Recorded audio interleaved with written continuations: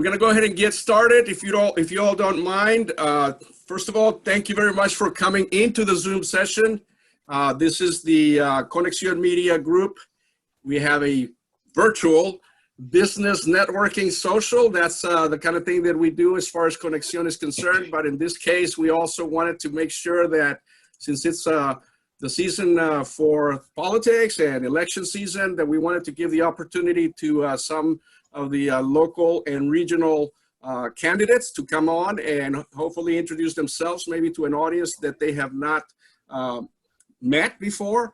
The Conexión Media Group virtuals are produced by Conexión Media Group, but we flush them out as far and wide as possible, so you have a very multicultural audience of all ethnicities, races, and creeds. Hopefully through the Zoom, we'll get more as they line up and sign in. But through Facebook, you're gonna hit a bunch of different people, okay? So please bear that in mind, that you are gonna be able to hear people from be heard and watched by people from throughout the region. And again, we wanna welcome you and thank you for coming into the session, especially those of you that are part of the official activities.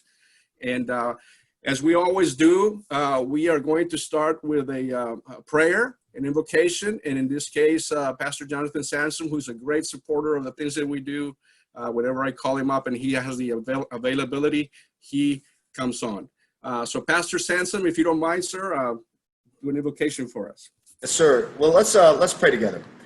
Well, Father, first of all, we just want to come to you and we want to thank you. We want to thank you for the opportunity to come together, Lord, to learn the things that we need to learn about those who are choosing and have elected to step into positions and to, Lord, pursue positions to lead and to serve our communities.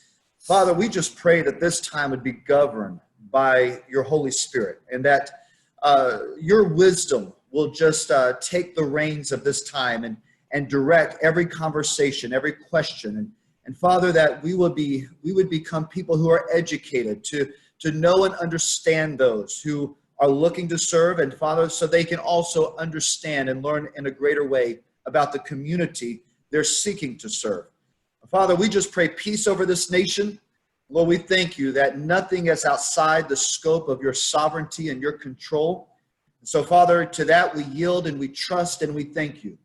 And we just pray these things and we thank you for it in Jesus' name. Amen.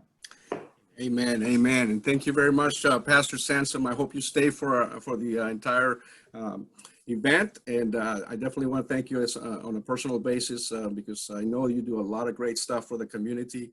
And most of the people that I see here who I know closely are all involved in the community in some way or another. And the new ones that I haven't met, I'm glad to meet you here through the Zoom presentation. So thank you very much, sir. I know you are a proponent of the unity that we all are trying to accomplish here, right? Okay. So what are we going to do today? Again, this is a business networking social primarily, and yes, most definitely give the opportunity to the candidates who have taken out of their busy schedules, because I know you all are very busy this time around. I know the chamber had you for a couple of things earlier yesterday and today, and I know you're running all over the place. So we want to thank you for taking the time to come out and talk to us as entrepreneurs. There's nonprofit leaders here coming in right now. There's Chamber of Commerce CEOs. Brian Wire has just joined us. He is the CEO of the Minority Chamber of Commerce in Pensacola, the Gulf Coast Minority Chamber of Commerce. Jeannie, great seeing you. I know you're very involved with everything we do out there in the community also. What we're gonna do is we're gonna have a timeline that we're gonna hopefully keep up with. Flexibility is great, not a problem. If we give you 5 minutes and you take 5, 6, 7 minutes, that's okay. Okay, we have a little flexibility on that we build into this, so don't worry about that. Don't be looking at your watch. But yes, if you go way overboard, I may just mute you. No, I'm just kidding. I'm just kidding. I will not do that. But yeah, most definitely, we're going to try and at least stay in time. Okay. I'm gonna start here pretty soon. I'm just give you a little bit of information about Conexión Media Group for those of you that may not know and the things that we do. And then unfortunately, Dawn Wooden-Siegel, who was gonna come in as our first guest to talk about a great project that she's starting here in the area is feeling ill, and she was not able to make it, but I'm hoping that I'm versed enough in Zoom now that I'm going to be able to show you her video. Okay, so we'll see how that works. And then at 6:45, Karen, you will be the first of the candidates to come up. I know she left for a little bit. No, there she is. She's back. So 6:45-ish, Karen, you're going to be on as our first guest candidate as far as the people that are running for office. And we'll give you the space at that time. About 6:50, we're going to do a couple of maybe a door prize or two. Keep that business networking thing going. And hopefully somebody will win something there. We have a guest coming in from Mobile who's going to give something away. And she said she was going to probably make it around that time. Okay. After the other thing I'm going to do at that time is I'm going to open up the opportunity for any of the non-candidates that are business people and or nonprofit leaders to do their elevator speech during that window of time. Also, I'm going to do 3 or 4 during that window. And then later on in the activity, we're going to open it up again for elevator speeches. Okay. After the first session of elevator speeches, we're going to have our guest speaker, a wonderful speaker, a wonderful presenter, a great friend of mine from Tallahassee, Deborah Desilets. She's going to talk about the vital vote, and you'll know what she means when she starts talking about that. Our second candidate after Deborah will be Mel Ponder, okay? And then after that, Marcus Chambers will be after Mel Ponder. And then Ron Helms will follow Marcus Chambers. And again, you all have up to 5 minutes. Again, don't worry about it if you go a little bit longer or shorter, it doesn't matter. It's up to you. Take advantage of the time as much as you want, okay? After Ron Helms, we're going to do a couple other door prizes if we still have some. And then that's also when we will do some elevator speeches for those of you that want to promote your activities, your businesses. We'll open it up to announcements that everyone may have. If the candidates are still here at that time and you didn't get a chance to make an announcement of some sort or an upcoming activity, fundraiser, or whatever, that's another opportunity right there to promote your fundraisers, for example, or something that you may want to do, okay? And then we'll close it out with just some networking. If people want to stay online, we will be online until 8:30, all right? While I want to ask you again, as much as you can, and to give the candidates especially a larger base of people that will hear them, in Facebook, we are Facebook Live right now. Share it far and wide, okay? Everybody good? Thumbs up? Awesome. All right, so let me tell you a little bit, and I think most people that are here, except one of the ladies that I see there, do not know about Conexión Media Group. But what I want everyone to know is that Conexión Media Group is an entity that has actually 4 elements. A lot of people do not know these things. One of our elements is the Conexión publication. That is only one of the things we do.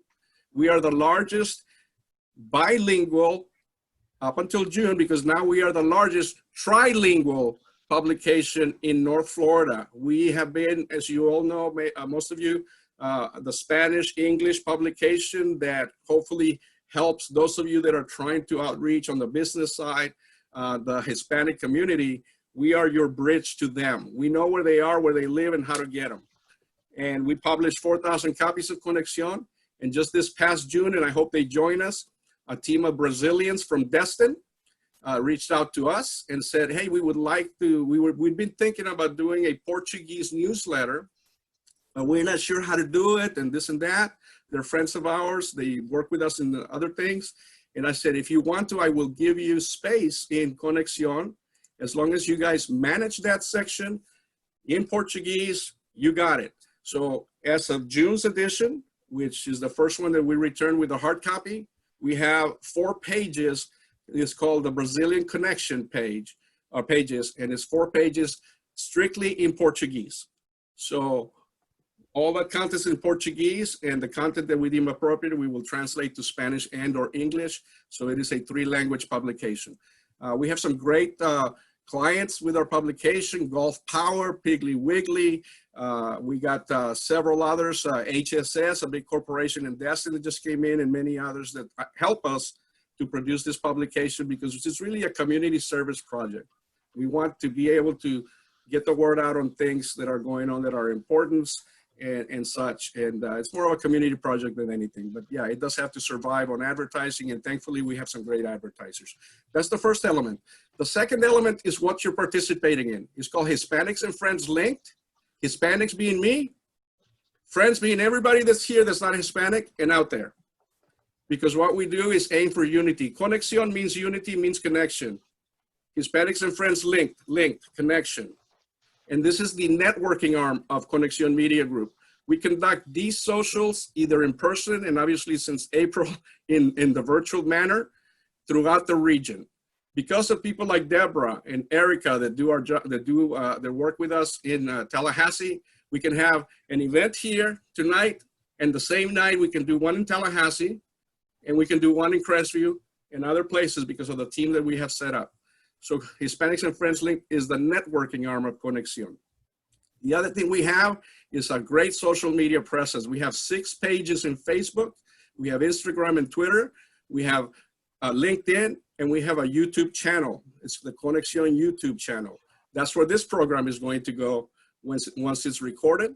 And we also record a monthly show called Making Connections. There it is again, connections, right?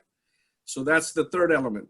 And then the other thing that we do is community events. As you might know, the International Festival for Walton Beach belongs to Conexión Media Group, and we are the ones that run that event for the entire community. We support events throughout the region. We are media sponsors for many of the largest events throughout the region, and anyone that needs our help gets it because we're about that. We're about collaboration, we're about unity, we're about support to each other, and especially the small business community. So that is Conexión Media Group. Again, we are here to help, okay? Thank you very much for listening to that. And what I'm gonna try and do now, because Dawn was not able, Dawn is one of our biggest clients also on the business side of the house.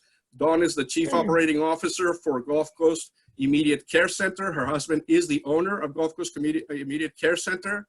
She is also a wonderful nonprofit type of person, a person that is that wants to help the community, and they are bringing a wonderful nonprofit to this area. And I'm gonna try and show you the video, okay? So try meaning I may not succeed as far as this share screen stuff. Peggy, I may need you. All right, let me see if I can find it, first of all. So give me a couple of minutes, okay? Because I want you to see this video that unfortunately she won't be able to see or to talk about.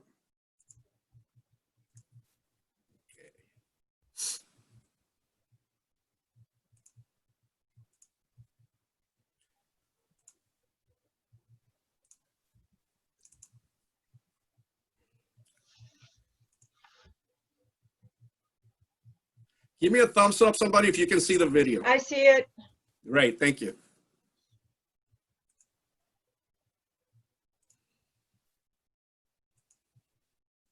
No voice, David.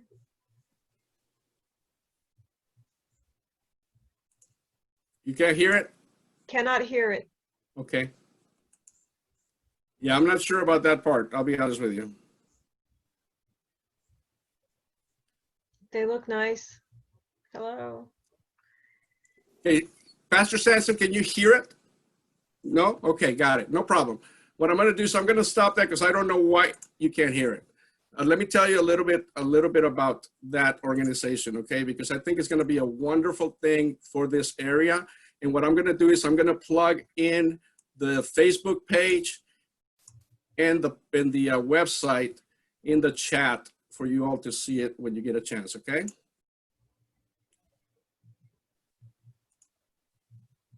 This organization that's coming to this area, it kind of already exists on the side of the men, okay? But it's basically going to provide a shelter and a place where women can recover that are going through things like a drug addiction and other trials and tribulations like that. I just posted the Facebook site for it, and also the website. Saving Grace is the organization. It is based in Houston, Texas. It is a nonprofit organization, again, aimed at helping females that are struggling with drug addiction from the Christian perspective, in giving them shelter and training and all the things that they need to hopefully recover. She is not shy to say, Dawn, that she is a recovered drug addict. And she has gone through all that stuff that this organization will provide for the local community. And she is recovered and she is doing wonderful, a success because of that type of counseling and that type of service that this organization provides for the people that are struggling like she was. She is a professional woman, again, running one of the biggest clinics in a sense here in the area and doing wonderful. She was not feeling well enough to come on because I don't know exactly what happened as far as getting ill today. So she's not here. But again, there's the website right there. I invite you to go to it. They are just getting started with this particular project. The men's side of the house has already been in existence here. It has a different name. I can't remember it at this point. But this is the women's part of the project. Again, originally in Houston, Texas, now here in the Emerald Coast, okay? All right. Karen, are you there? Unmute myself. Yes, all right, I'm wonderful. here. We're going to start with the candidates for office, and I want to introduce to everyone Ms. Karen Butler. She is running for the Florida State Senate District 1. Karen, the floor is yours. Thank you, David, and thank you everybody for joining in this evening. I know you could definitely be doing some other things about now, so really appreciate your time this evening. I don't want to take too much of your time. I'll give you a brief background about me. I am a 20-year Air Force veteran. I am a 21-year real estate veteran, and I have been in this community since 1995 as running for state senate for District 1, which includes Escambia County, Santa Rosa County, and a portion of Okaloosa County. That would be my district area. A couple of the things that I'd like to touch on without taking too much of your time this evening are probably my priorities as far as my top three. My number one would be veterans health care. And I'm really glad to hear about the young lady who's bringing that organization to the area, because what you will find is there are a lot of female veterans that fall into that category. And there's just not shelter enough for them, and a few other facilities that could be available that are there for the guys right now. But I hope at some point we are able to expand Medicaid to include the veterans to get them the help that they need, because veterans and homelessness is not something that should ever be said in the same sentence. My second priority would definitely be our environment. I mean, we've got to protect the environment. That is the bread and butter of Northwest Florida. If we don't take care of the beaches, look at red tide, think about things like oil drilling right out there in the Gulf, all it takes is one spill. And didn't we just have a spill? What was that? Correct me, somebody. In 2015? Is that when we had that oil spill? Yep. Sure. Okay, thank you. And that was minimal. We got minimal damage, but the repercussions were, astronomical. And just think, if we actually got an actual oil spill that hit Northwest Florida and really did some damage. So if we don't protect things like that, our waterways, our estuaries, things of that nature, we've got water runoff, sewage leakage and spillage into our drinking water. All of these things are really going to affect people on a local level. And these are things that really need to be addressed. You've got, I don't know if we have any folks here on the call right now that are from Pensacola, but we're looking at brownfields and toxic waste area. And this is not things that have just come up. This is generational things that should have been addressed long ago. And if we don't leave things for the next generation, we're going to be in a world of hurt. I mean, we really are, because all of these things tie in together. I'm going to tap on infrastructure right quick. I didn't want to forget that, because if we don't improve, everything is just tied in. If we don't improve the infrastructure, everything will affect tourism, which will affect housing, which will affect everything else, property values, people coming to the areas, job growth. You know, we've got to fund our teachers. Oh my gosh, we've got to fund those teachers in our schools. Train the kids for the jobs that we want to bring to the area. People don't want to bring the jobs to the area because there's no people with the qualifications to fill them. So I could probably talk on for a real good minute, but I don't want to take too much of anyone's time, but there's a lot of things I would like to see addressed. But again, I'm not running on a national level, I'm running on a local level. So these are things that affect us right in our own backyard. So there you have it. I hope to earn your votes for this office. Thanks for your time.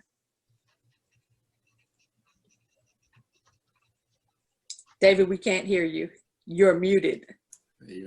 I want to thank you for coming, and I know that you had a trip up to DC. That's where you are calling from right now? I am. Wonderful, and again, thank you for everything that you do, and we wish you the best of luck in the race. And does anyone have any questions for Karen? If you do, just come on and ask the question. If we don't, we will open it up again later in the activity. If the candidates are still up, questions may be asked. You can chat the question also if you want to. Hey, David. David, I can also post my phone number in the chat room if anyone wants to call me later at a later time after this chat. There you go, exactly. And again, all the candidates and participants of the activity, make sure that you do that. Make sure that you post your website, your Facebook site, and all that in the chat part of the activity. Jeannie, did you have a question? I do. Karen, hey, good to see you. Hi. So, hey, so what else are you doing to get your name out there? Because as of like last week, I hadn't even heard of you running. There are a number of things that are in the works right now, but I can't tell you all my trade secrets. Okay, girl. Okay. Let me know. I will.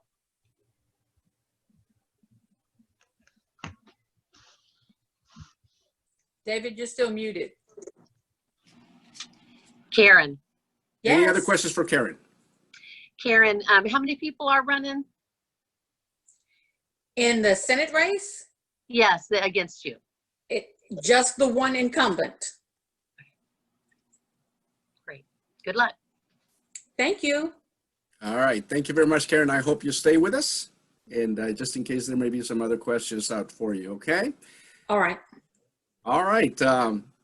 What we're going to do now is, I think we got Regina. Are you up? Regina Scott? I'm here. There you are. I see you now. All right. Thanks for coming. I understand that you have a door prize, right? Absolutely. Have you figured out how you're going to give it away? No, but we'll find a way. All right. Well, you got the floor. Why don't you tell us a little bit about your business, and then let's give away that door prize before you sign off. As far as the microphone is yours. All right. Sounds good. Good evening, David. Good evening to you all. I am from Mount Vernon, Alabama. I don't know if you heard of that place. It is a small place in Mobile County.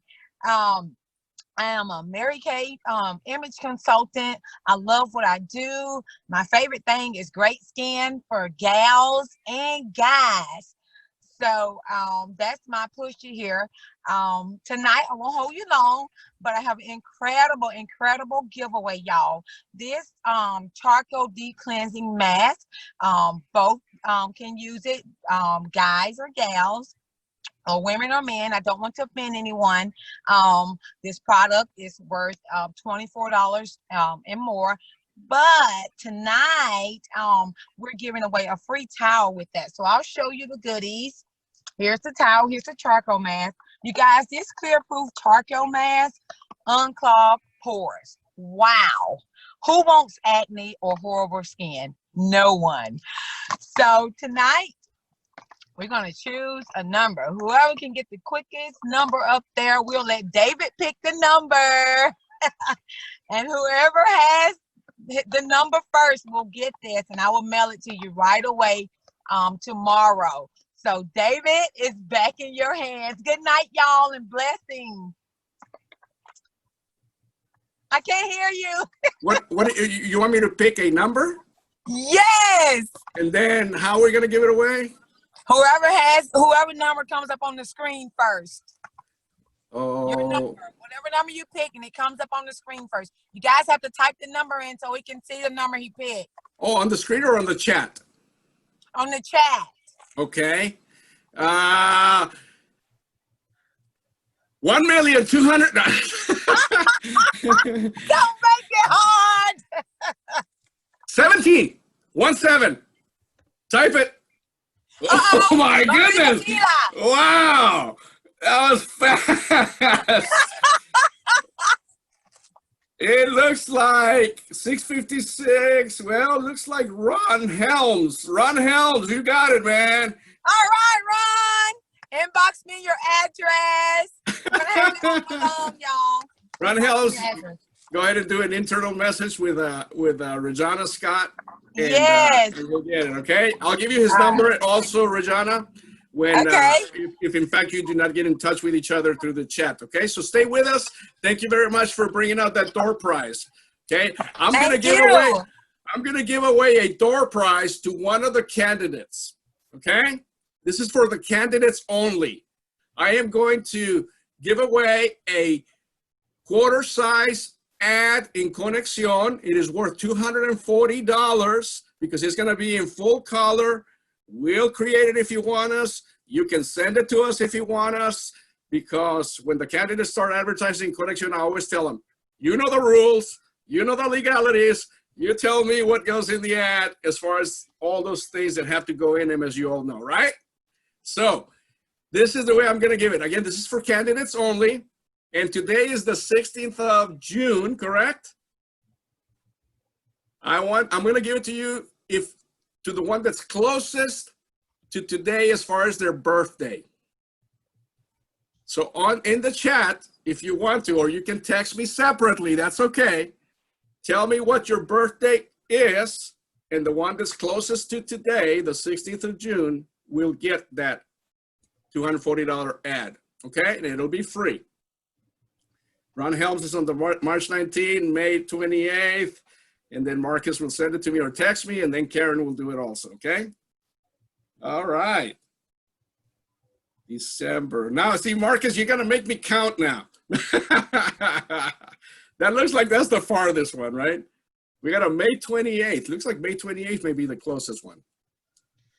All right. Thank you very much for participating in that. What I'm going to do now is I'm going to open up the floor to 3 people that want to talk about their business. 30 to 45-second elevator speech before we bring the awesome Deborah Desilets to speak.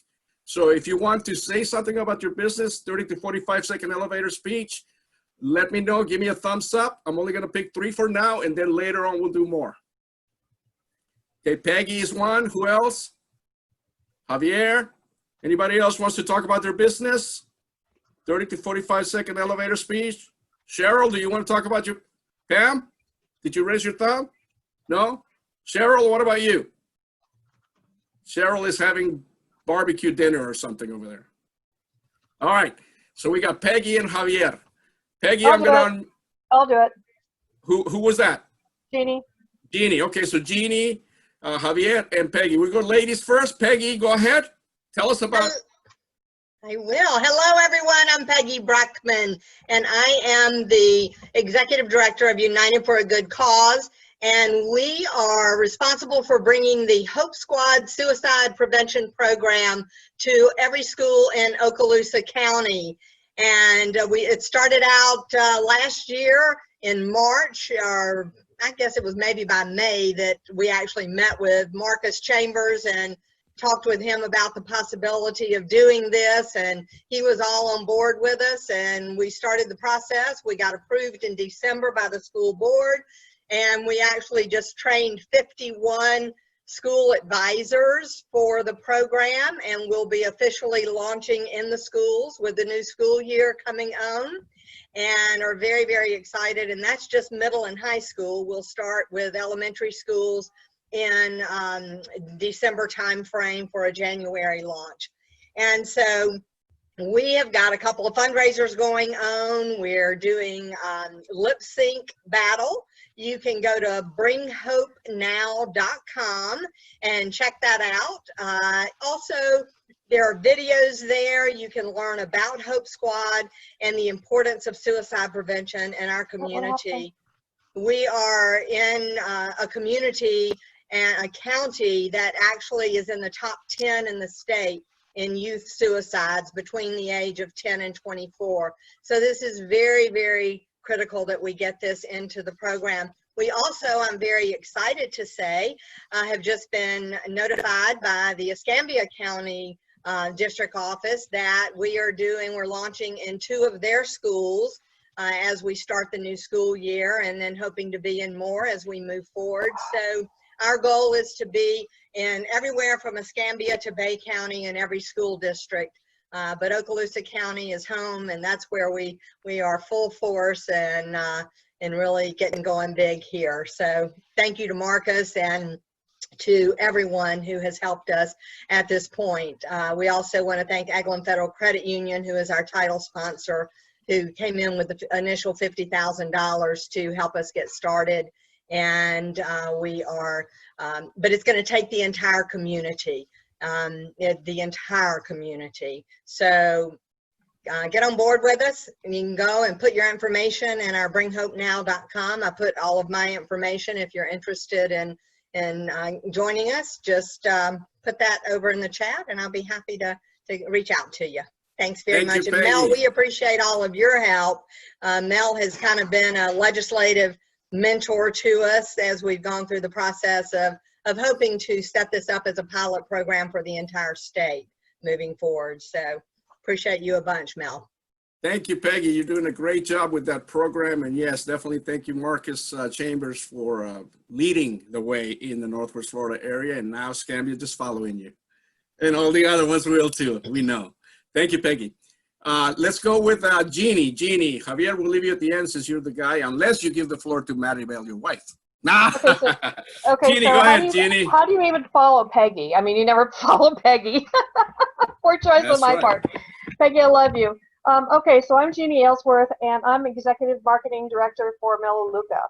Melaleuca is a wellness company, and basically what we do is we help people get rid of the toxins in their homes. Short story for me, I had a seizure 4 years ago. Went to the doctor, learned I cannot taste and cannot smell. So if you have anybody with a compromised immune system, they need to get rid of all the toxins. I told my doctor I didn't have any toxins. He goes, what do you use for detergent? I said, Gain or Tide.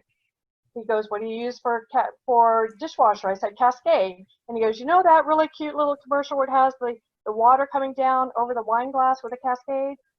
He goes, you're drinking that. You're drinking that. Everything that gets on your skin, 26 seconds, it's in your body.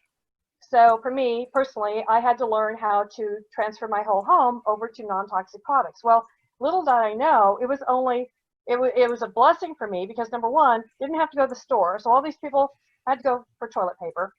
had to do that for this COVID thing. But other than that, everything's delivered to my door. We have over 500 products. And so everything from coffee and tea to cleaning products, we're really known for that. Essential oils, all this kind of stuff. And so we just ask people, I don't sell anything. I just try to encourage people to just take a look at it. If they want to change shops, it's just changing shopping stores. And so what we also do in the community is we give a lot of things to different organizations, depending on what they need. I mean, myself, I do a lot of fundraiser things for different people. Our community, I mean, people need hand sanitizer. They need all this kind of stuff. So I've been handing that kind of stuff out a lot to people that need it. But right now, for me, I'm just looking for anybody that wants to learn about it, anybody that has a compromised immune system, anybody that has had cancer, anybody that has had any kind of immune problems need to be on something that's safe. Bleach is not safe for you. I mean, I'm just saying, start reading labels, educate yourself. Just educate yourself. Bleach is not safe. Lysol is not safe.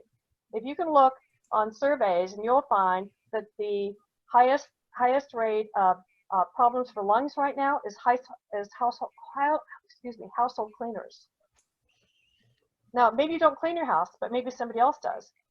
But even if you have somebody cleaning your house, they're using those products in your house.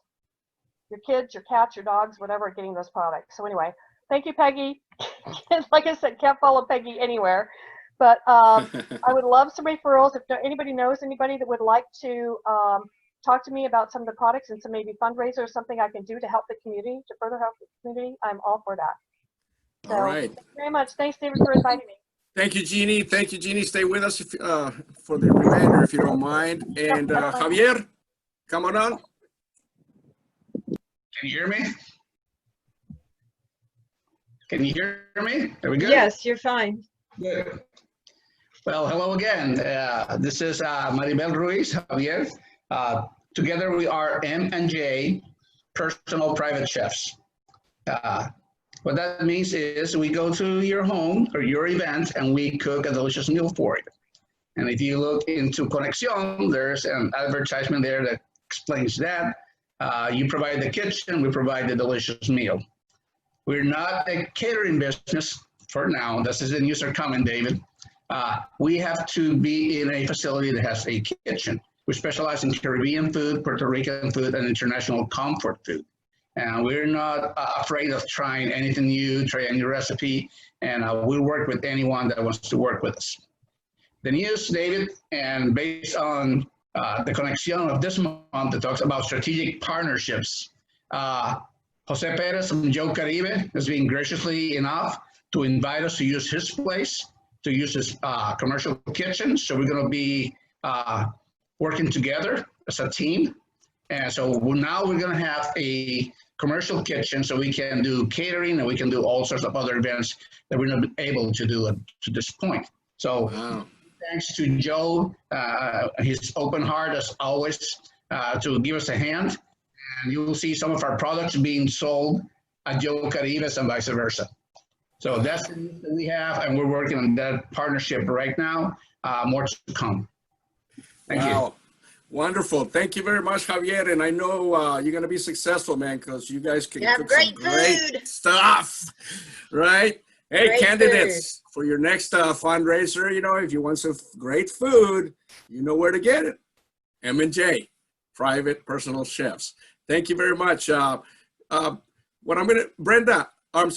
I know you are up. Give me a couple of minutes, Deborah, because Brian Wire of the Minority Chamber of Commerce is asking for the floor for a little bit. If you don't mind, you're going to follow him. Okay, Deborah? So Yeah, I see that. Okay. Hi, this is Brian Wire. I'm the president and CEO of the Gulf Coast Minority Chamber of Commerce. Sorry, I'm not able to drive video right now. But our chamber works here based in Pensacola, and what we do is help out with minority businesses, small businesses, to help improve their economic impact in the community. David's been a great partner of ours. He's been so supportive and a great partner of ours, and we're available to help out any businesses that need assistance with any type of areas in their businesses and help them grow and build a network together. Thank you so much, David, for the time. Brian, thank you very much, man. And we appreciate you working with us and all the things that we're doing together. And you are doing an awesome, awesome job for the Minority Chamber of Commerce in Pensacola, man. Thank you very much. All right. I got a great treat for all of you. All right. We're going to have this great speaker come up. Her name is Deborah Desilets. Deborah is an author. Her profession for years and years was in the architecture side of the house. She is also a designer, and she is passionate about history. Deborah founded Virtual Visions Architects Incorporated back in 1996, and she also joined Morris Lapidus. Many of you may not know who Morris Lapidus is, but let me tell you a little bit about him so that you can connect this to Deborah. Morris Lapidus was an internationally renowned architect who designed the Fontainebleau, the Eden Rock, and the Americana hotels, as well as the Lincoln Road, all in Miami Beach, Florida. If you have been to South Beach or in Miami Beach, you know what these hotels are. Morris Lapidus is the architect that created those. With Mr. Lapidus, Deborah was part of designing retail stores, restaurants, nightclubs, and a city center, a 150-room hotel. She was Mr. Lapidus's protege for many years and created the submission for Mr. Lapidus to be considered as an American Original Award, which, if not mistaken, Deborah, was given in Washington, D.C. in the White House, or D.C. itself? Yes, it was in Washington. Right. Deborah is very passionate about history. I've learned so much about Florida history, especially just by being her friend and listening to what she says. It's incredible. She's especially passionate about the roads that are important to Florida, the Dixie Highway, the Old Spanish Trail, and projects that are related to such roads. Those two roads are the major ones that made Florida what it is. So you can applaud. I will see you. No, Please David. Please welcome Deborah Desilets. Well, David, it's hard to be coming out of this COVID coma and seeing so many alive people. I mean, because I really am isolated, but I'll try. And I was calling David about the article that I would write for June, and I told him I can't finish it because I'm just researching too much. And he said, what is it about? And I said, I'm researching suffrage because it's the 100th anniversary in August of this year, August 26th. And he said, we should do just a Zoom meeting about it. And I said, okay, I think that would be great. So I started thinking about the parallels of 100 years ago and now, and it was just crushing. I didn't know how to write about it. Coming from as an architect, you always want a solid foundation when you say something. You want to know what you're talking about, and you want to really feel it. So I wind up doing a lot more research than I need to. But I know that 100 years ago, ladies, we were the ones on the streets being choked and hurt by the police officers. There were 2,000 women that suffered incredible abuses at the hands of policemen that overlooked the riots that were going on, as women were boldly and quietly the silent sentinels, just carrying banners that repeated words of democracy that our president was saying, but was not allowing for us. Women were held in prisons, and they had hunger strikes, and they were force-fed food. The movie that shows that is Iron-Jawed Angels. And so I think anybody that would like to get a sense of the voting and how vital it is for women to vote, that would be a good story. The other most important thing I think that I also took out of that was at this time with the Me Too movement, women have been able to raise their voice and speak about atrocities that have been in our workplace. And I certainly, as a young architect and a young female architect in Miami, designing nightclubs and pulling permits for club owners and having to go against big boys when I was really quite young, and being told that can't be my signature on those drawings, you know, and being and being told I'm only going to speak to you in Spanish because you should be speaking, and I'm having to tell people, please speak to me in English, even though I can speak Spanish. We need to use my common language. It's too technical for me to mix. I've had my share of having to work in a workplace where I was a female professional, and I found another movie that I thought kind of epitomized that period 100 years ago, which is called Silent and Forgotten. And so I guess I'm trying to give you all some things to do during the COVID and maybe recovery from our amnesia. I mean, our coming out of this sort of forgetfulness of what is really going on in the world. it's important to vote. That what's critical right now is that we don't lose democracy, and the process for democracy is the vote. And in the movie, and also in the fight for suffrage on the House floor at the very end when the ratification was coming, the man stood there with a red rose on his lapel, and a telegraph was given to him. And the telegraph read, "Now do a good thing by your mother, son, and put the rat in ratification." And so you vote for this. And it was a mother that urged her son, and it was his vote at the prompting of his mother that changed the weighting of suffrage. So for every woman, there is a child, possibly. There certainly could be a mother. There's persuasion, there's influence. We must reach into the next generation. Alice Paul is the woman who is most noted for fighting this cause for suffrage in 1913 to 1920. And then she went on in 1923 to found the ERA movement, which still has not been ratified. There was a young mother who 10 years ago decided she would call her daughter Alice Paul. Little Alice Paul, who's 10 years old, made a little what do you call those patches for her Girl Scouts called Take a Stand. She had noticed that girls were not raising their hand in math class. They weren't raising their hand in physics. And I know what that feels like because I was a math kid that always raised my hand, always sat at the front, always wanted to do math and science before anything else, and art. So, I mean, I was that kid. And here is little Miss Alice Paul, named after Alice Paul, the great suffrage writer, saying to her mother, "I'm upset no girls raise their hand." And she decided to make a plaque. And since that, there's been a book. And she encourages people to take a stand. And it's a very simple thing. So we have had women fight, and brutally fight, for our vote. We have children now taking up this voice. We, I guess, have to also take up that vote with that same veracity and that same innocence and that same belief that we can make a change. So I'm just leaving it open at that there's some, we have a lot of disease in the country right now. We have the COVID-19, we have disease with the way that our politics are running. We have a growing distrust in institutions. We have a race on for equality. We have many things that we have to stand up to the plate now and continue the playbill that's been given to us from history.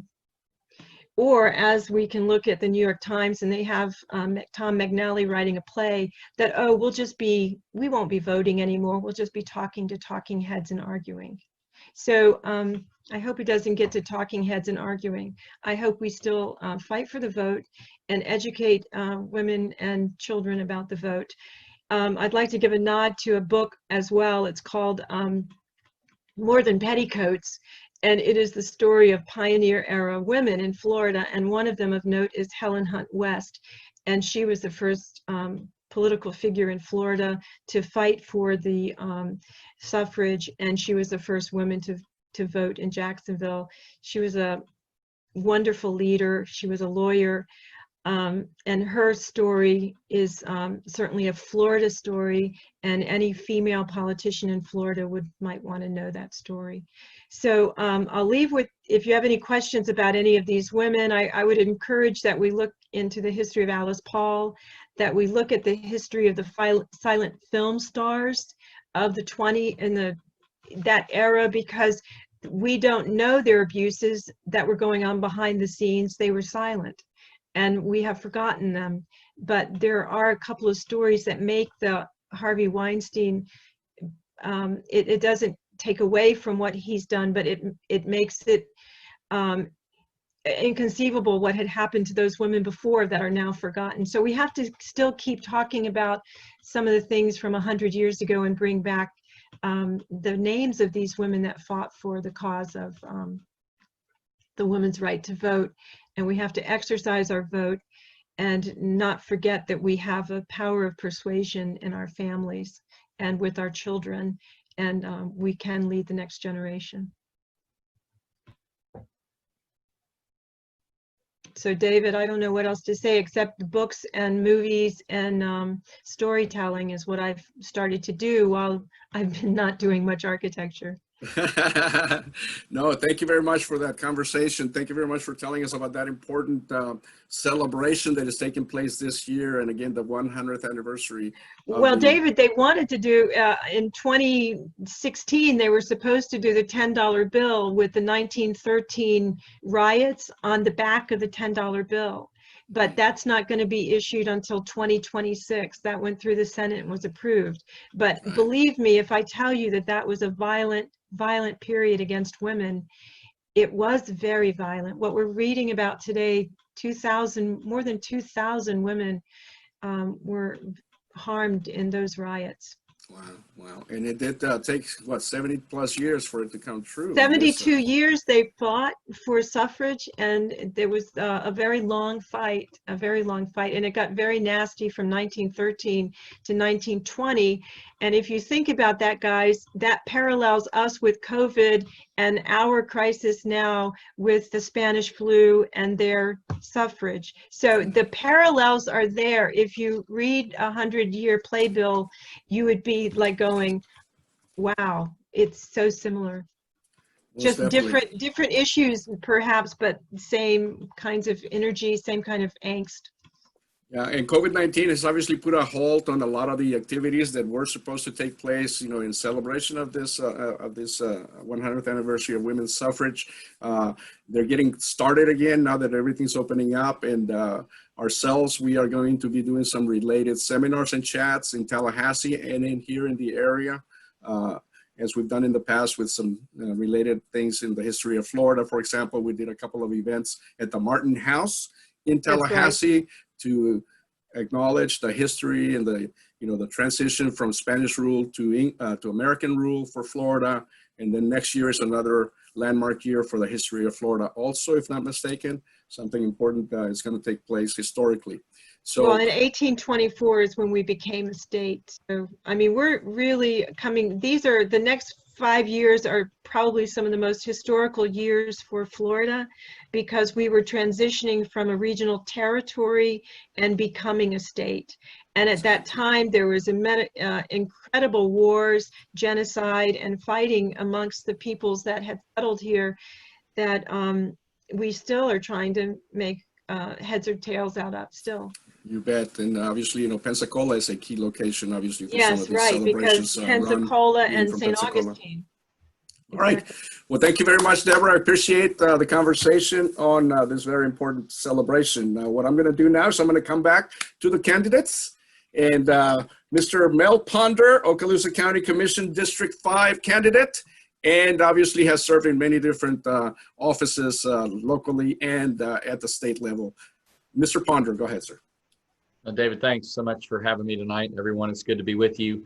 You know, it's as you said, David, I came from local government and had the honor to serve at a different level. But you know, 4 years ago, I had the honor to step in. I was the mayor of Destin, and the seat came open for the State House. And David, you and I got to know each other. I love the vision of Conexión. I mean, unity, connecting, coming together. Something that I just continue to speak about, because I firmly believe that when you focus on what unites you as opposed to divide you, you can get more things done. And I think we're such in a culture where you can kind of continue to lob things in to separate. And I think when you kind of find that point of commonality and connection, as you're talking about, then there's so much more power that comes from that. And so thank you for your leadership, obviously, in all Northwest Florida and the local area, and for having us on tonight. It's a great honor. And again, thank you for the shout out, Peggy. I do appreciate what you're doing. Hope, I just love the word hope, because I believe he who has the most hope has the most influence, and all these little ones that you're working with, they have significance. They have a call in their life. They have purpose. They have value. And you're reinstating hope in their heart and in their life, and firmly believe writing a new chapter over them. And so I think it's, I celebrate what you're doing. I know Mr. Chambers is on here. Obviously, he played a key part in that, and I'm just a fan. And so keep fighting the great fight, Peggy. Thank you for that. And just As I said, I made the call to run for, there's an open county commission seat, District 5 within Okaloosa County. What that basically looks like is it's the city of Destin and essentially the eastern half of Niceville.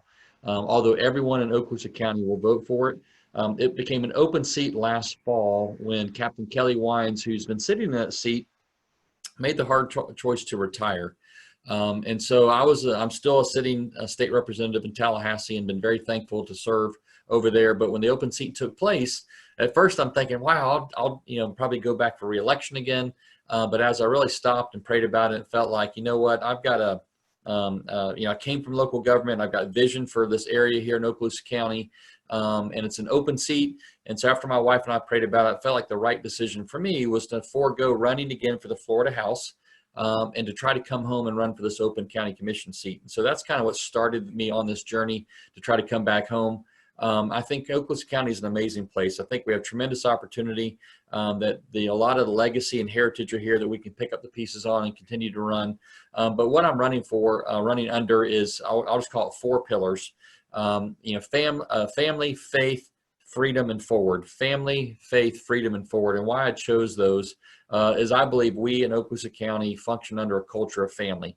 So many times and so many places will say, hey, come here and have a family experience. Come there and have a family experience. I believe when someone comes to Okaloosa County, they should experience family. It's almost like a reverse way to look at that. And I think once they come here, whether it's the nuclear family or just the connectivity through community, I think that's something special about here that we need to preserve and protect and further enhance a culture of family. Faith. I believe the faith-based community deserves a validated role in our community, whether it's through foster families, adoption, praying for our area, whatever the case may be. I saw when I was in the State House chairing the Children, Families, and Seniors Subcommittee in the world of child welfare, the church, the faith-based community, many times we had a catcher's mitt on, and they would really, a child would go through the system, and many times they would deal with an entity, but the church a lot of times were the ones that kind of helped put their arms around them, love them, encourage them, feed them sometimes. And so I felt, we need to validate that. And so we did a bill this year to honor that. And I kind of bring that back home. I think the Church of Okaloosa County, the faith-based community, does play an active role. And so how do we engage them to have a front row seat? I mean, we should be bringing, kingdom solutions to today's problems is one aspect of that, but I believe the church has a validated role. So I think faith. So the third part, freedom. Doesn't take much to live in Northwest Florida and put great value on our military and our fighting men and women. In Okaloosa County, over 75% of our economy is dependent on the military. I think they're a vital role. We need to honor that. We need to honor the encroachment areas around bases, work with them, be good, great neighbors that continue the public-private partnership in that regard. So focusing on that. Also protecting our constitutional rights. Okaloosa County passed a safe haven for the Second Amendment. And so I think those constitutional rights we have is something that needs to be preserved and protected. Also, there's freedom with personal freedom, like mental health. Sadly, Okaloosa County is the #1 county of need in an 18-county footprint with regard to opioid abuse. So we need to, thankfully, I was able to participate in having a pilot program to launch our first mental health diversion pilot program here. Got it funded, thankfully, last year to prop it up. In a partnership with the state and the county and other players within Okaloosa, we got it launched. So it's operating, and we have some money in the budget, hopefully this year, if the governor doesn't veto it, to continue its operation. So there's personal freedom, also business freedoms for the sake of time. I won't get into that, but like deregulation and red tape, things that would hinder a great business community. And then lastly is forward.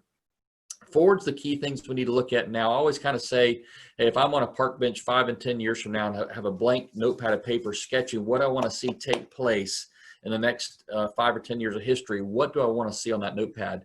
And so for us in Okaloosa County, we have some key areas of infrastructure. Now, I'm working with the people from Crestview on the north end, even down. We have PJ Adams Road that the state played a part in, that I was able to be part of that team. On the south end, we have some resources, whether it's in Destin or Fort Walton. I've talked to both the city managers and elected officials in all the areas throughout the county. And what does it look like to make sure infrastructure, it's identified, we find a funding source, and we move it forward. I think it's a key piece of it. Workforce development and economic diversity. That is such a big piece. Military 1, tourism 2, but workforce development, we have the largest number of transitioning military leaving preferably Eglin and Hurlburt, which is #1 in the state and only second behind Texas. So we have an amazing, well-trained, well-educated, a lot of them have a security clearance workforce. We would love nothing more to give an opportunity for them to stay here. So what does that look like? So we need to work on that. Economic diversity is also how do we leverage that and also other entities or businesses to expand or come here, whether it's opportunities up north like the Shoal River Ranch. There's plenty of land diversity. We have rail, we have interstate, we have ports to our east and west, airports. We have tremendous opportunity there that we can take advantage of.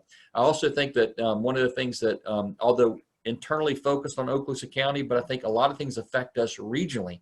So that we got to have good relationships to our east and to our west and be thinking regionally. I know when I ran for the House 4 years ago, one of the biggest things that I saw is we need a regional front to fight for regional needs like the BP oil spill money, which is a generational changer for our area. So family freedom, family, faith, freedom for, those are the pillars which I'm trying to run under. Clearly, there's a lot of things we can do that are spectacular in our area. And so I'm hoping to maintain the legacy and culture and honor that we've started. Obviously, I'm thankful for this time with you tonight. And so I'll close with that, David, but thank you so much for giving me the floor in a few minutes to speak.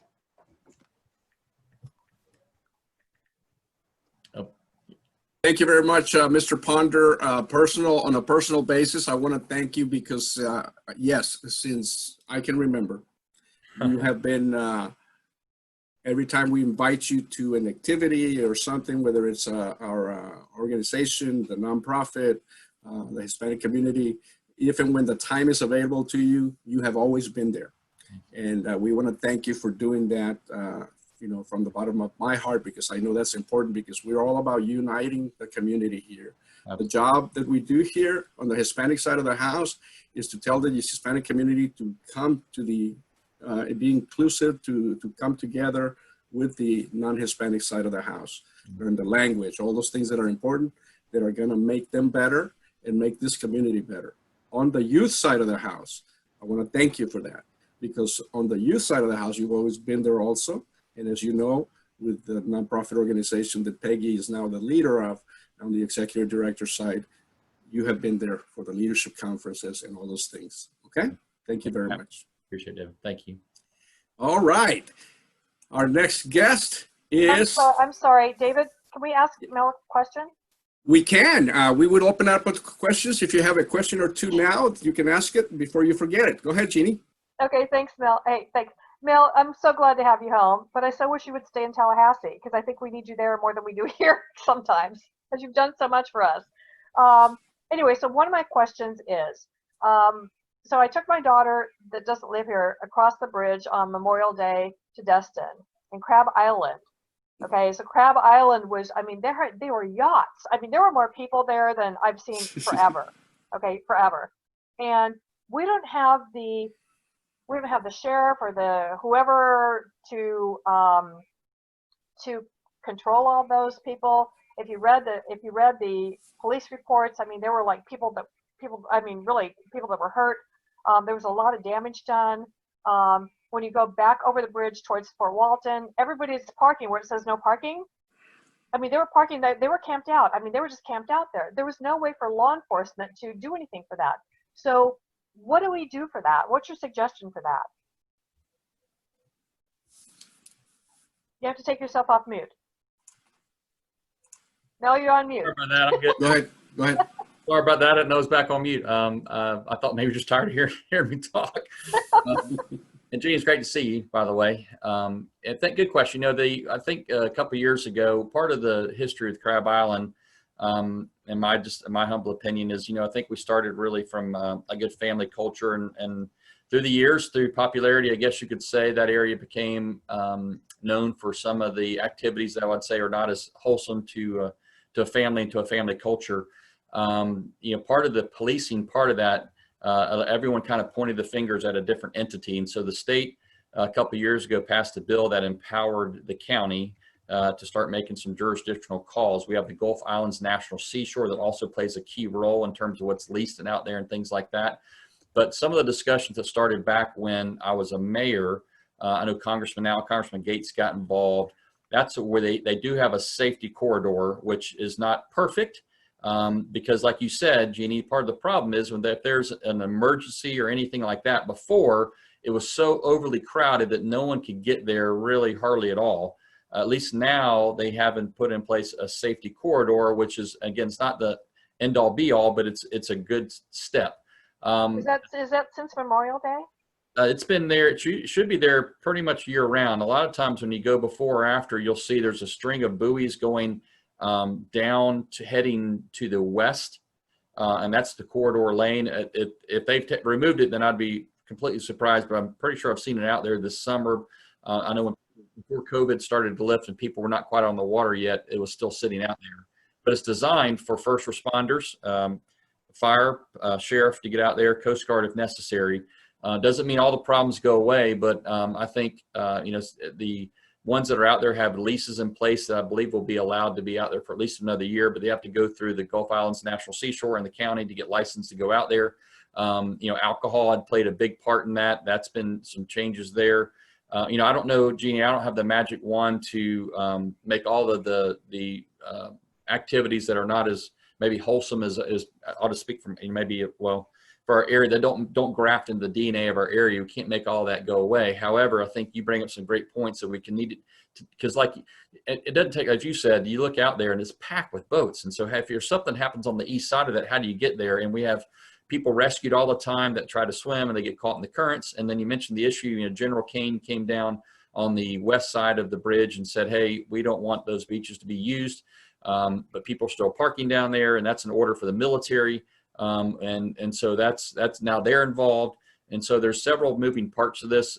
Jeannie, clearly that's something that's going to need to continue to unfold and answers questions, answers to the questions coming about. But other than making sure the people are safe, encouraging them to be safe, I know all of the pontoon renters, for the most part, at least I hear testimonies that they're telling their renters to be safe, boat safety, things of that nature. But you know as well as I do, sadly, some people get on a Sea-Doo or a pontoon, they act like they've never been out, whatever, and they do some things that are some often dangerous.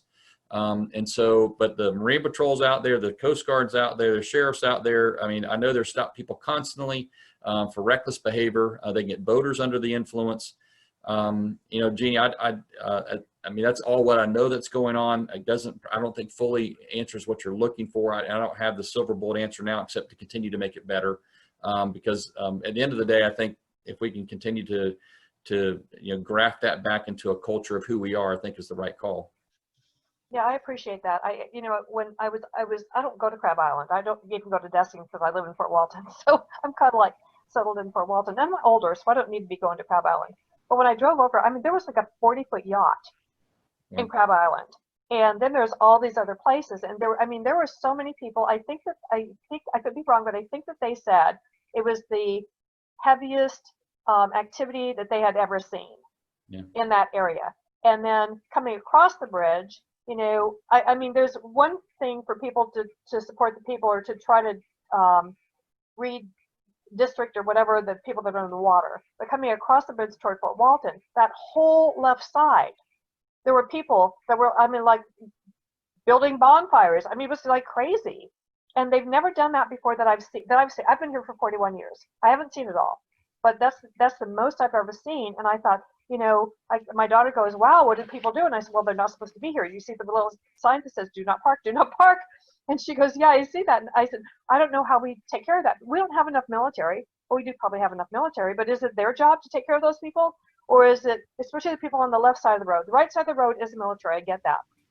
And I think that people were pretty okay with, I mean, they probably hedged a little bit on that. But the left side of the road coming from Destin to Fort Walton was completely packed with cars and people disregarding the rules. Mm-hmm. And so, I mean, who do you send out there for that?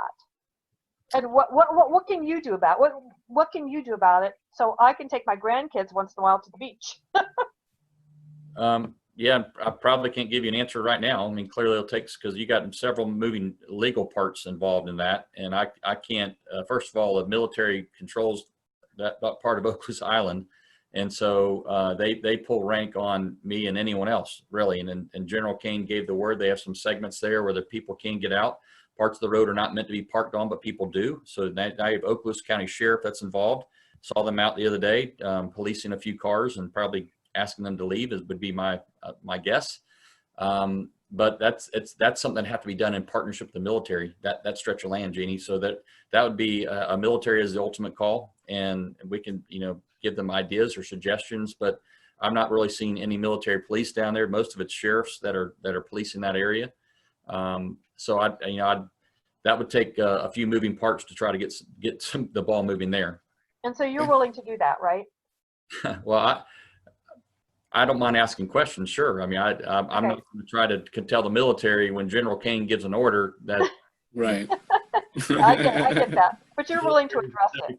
75% of our economy is the military, and so I'm sensitive to that and thankful they're here. I'm for one thankful for the military and their mission in the range and Gulf Range and all the things they do for us in our area, and so I'm ultra sensitive to their presence and their purpose and their leadership, and so. And we are military as well, so that's why I'm asking. Everybody in our family is military, so I just want to know if you're going to be able, if you think that it's possible for you to have that conversation with someone. Well, it's always possible to have the conversation. I mean, I think some of the conversation will still come about because General King gave the order about the beach there on the west side of the Destin Bridge, and people continue still to walk down there. I mean, so that conversation in some form or fashion will probably come back up naturally. I don't know if it'll come up during the summer. It may come up early fall to see what General Kane and the military's, long-term decision would be on that. But I know he did give the order several weeks back. He wanted that part closed, put some barriers up there. Clearly, there's some breaks in the barrier, but that's going to be something the military has a call for. I think that, Jeannie, I do think that conversation will probably naturally happen just to see what they ultimately want to do. Okay, thanks, Mel. I'm glad you're back. Thank you very much, Mr. But Ponder. Mary Gutierrez. What's that? Mary. I said, still want him in Tallahassee. Yeah. We have another question from Mary. Mary Gutierrez, you come up and ask the question. Is that a question of Mr. Ponder? Yes. Okay. Yes, it is. Thank you. No I hope you can hear me okay. So I'm just curious to know that I years ago in a previous life, I worked for the Florida Department of Environmental Protection. Good. And one of the permitters there was looking at Crab Island and the mooring and the boating activities that were going on. The permit had been denied numerous times because those waters are state-owned waters, which means it requires a permit. So I'm just curious to know if that permit was ever obtained, or are they illegally mooring out there, meaning the boats? Have they gone through the state to get permission to be out in the waters? They should be going through the Gulf Islands seafloor to get permission. You're aware of? Yeah, and please send me your information. I'll be glad to get you 100%. But my understanding is that that night, that area is supposed to be clear. And so I do not believe overnight mooring is allowed out there. But I will confirm, get back. I know there's some changes that were made a couple of years ago. But for the sake of not saying the wrong thing, Mary, if you'll send me your information through the chat, I will for sure find that answer out and get it back to you. Okay, great. Thank you. Thank you. Thank you, David.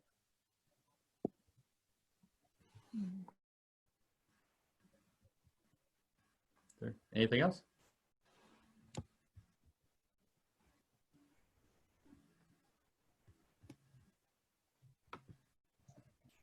David, unmute David, yourself. you're muted.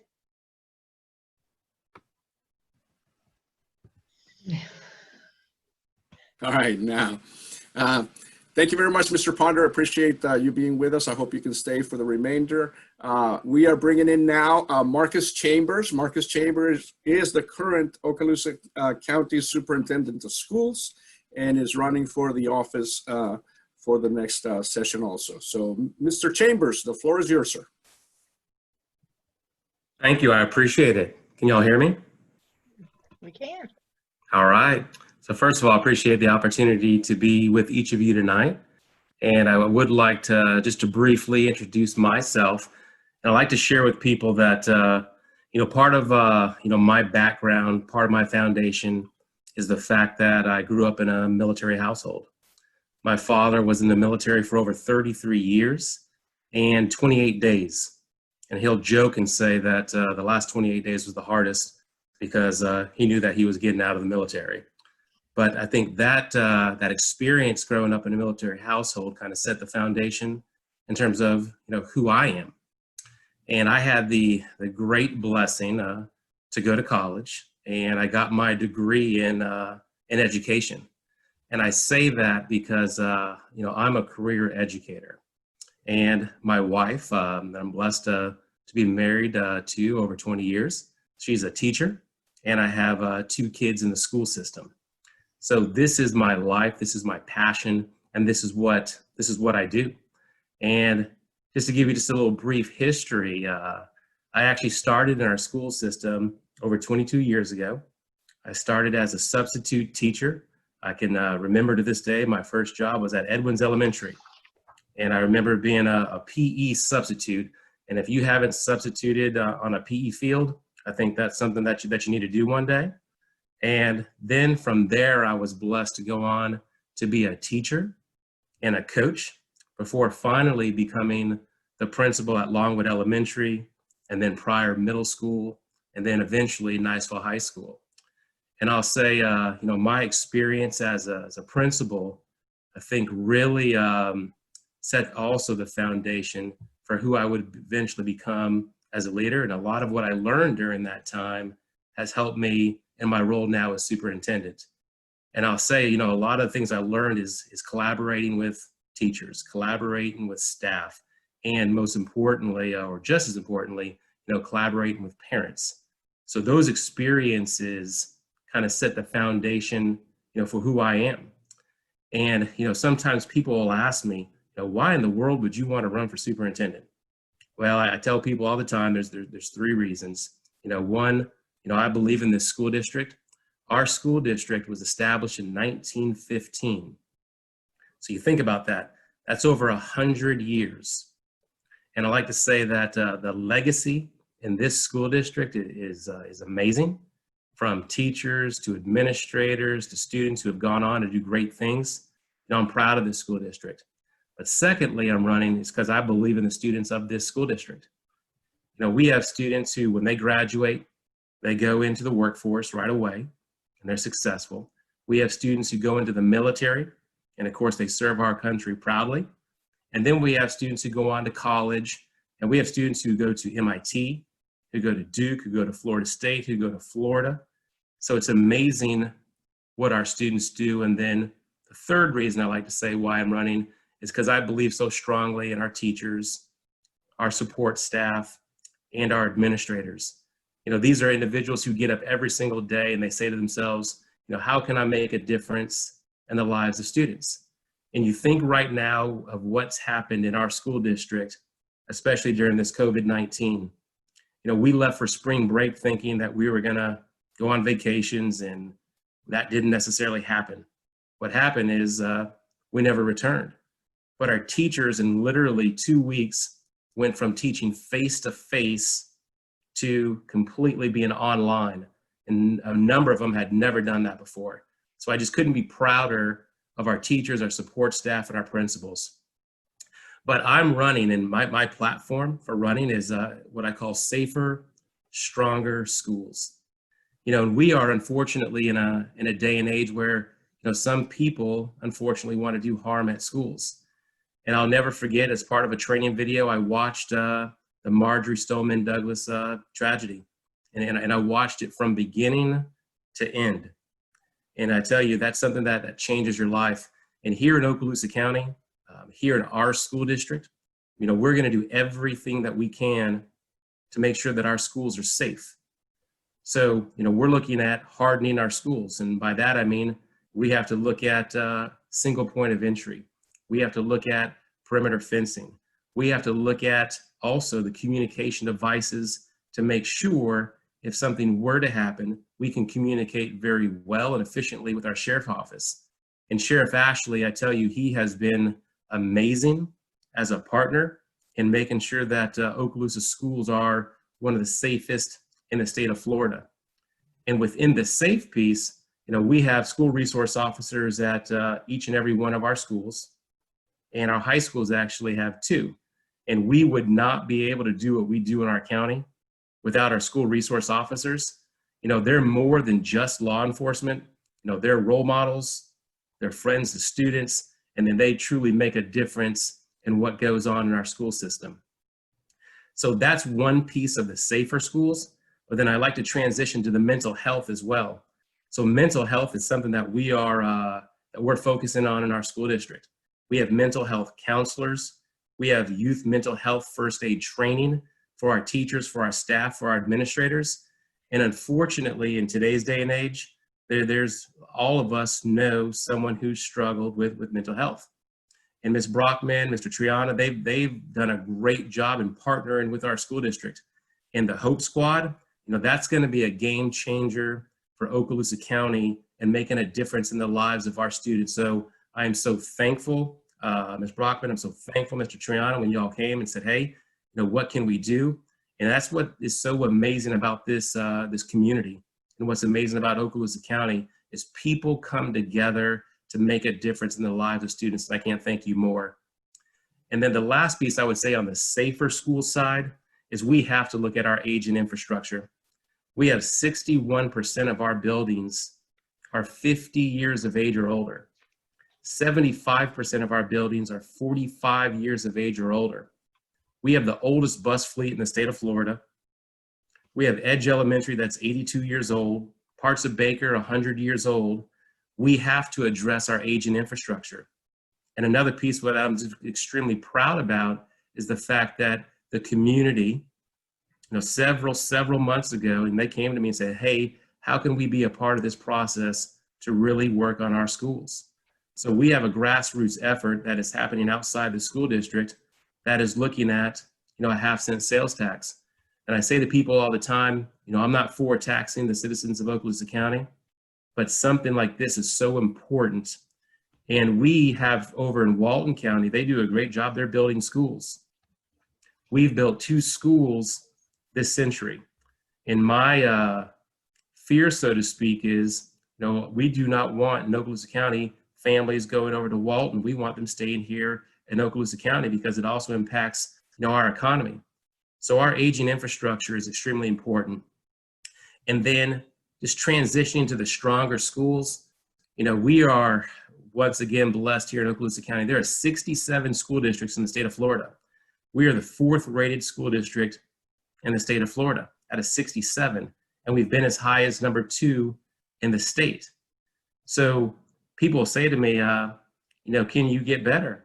And absolutely, our goal is to be number 1, but not just to be number 1 for rating sakes. We want to be number 1 because it's a good thing and it's the right thing to do for our students. But some of the initiatives I want to see get even better in our county as we go forward, career and technical education. So the governor has stated by the year 2030, he wants Florida to be number 1 in the nation. And in Okaloosa County, we want to do our part as well. And I tell you, Mr. Ponder, he's been a great partner with our school district with career and technical education. He's helped us out tremendously. We do a great job at the secondary level with career and technical education, but Mr. Ponder's helped us be even better at the elementary level.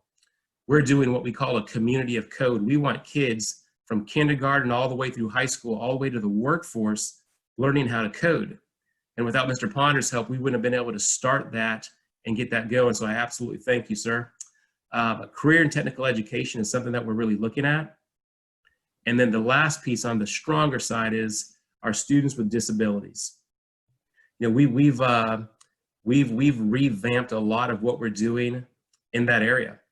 And we've spent a lot of money on personnel. We spent a lot of money on training, and we've started a parent advisory group to help us really look at how can we be better in this area. And our students with disabilities, that is something that we cannot shortchange.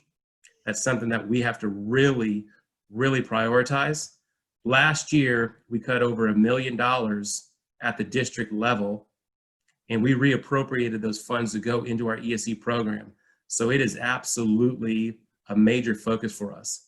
I think as we go towards this election, I tell people this is when people ask me, this is a very important election in Okaloosa County.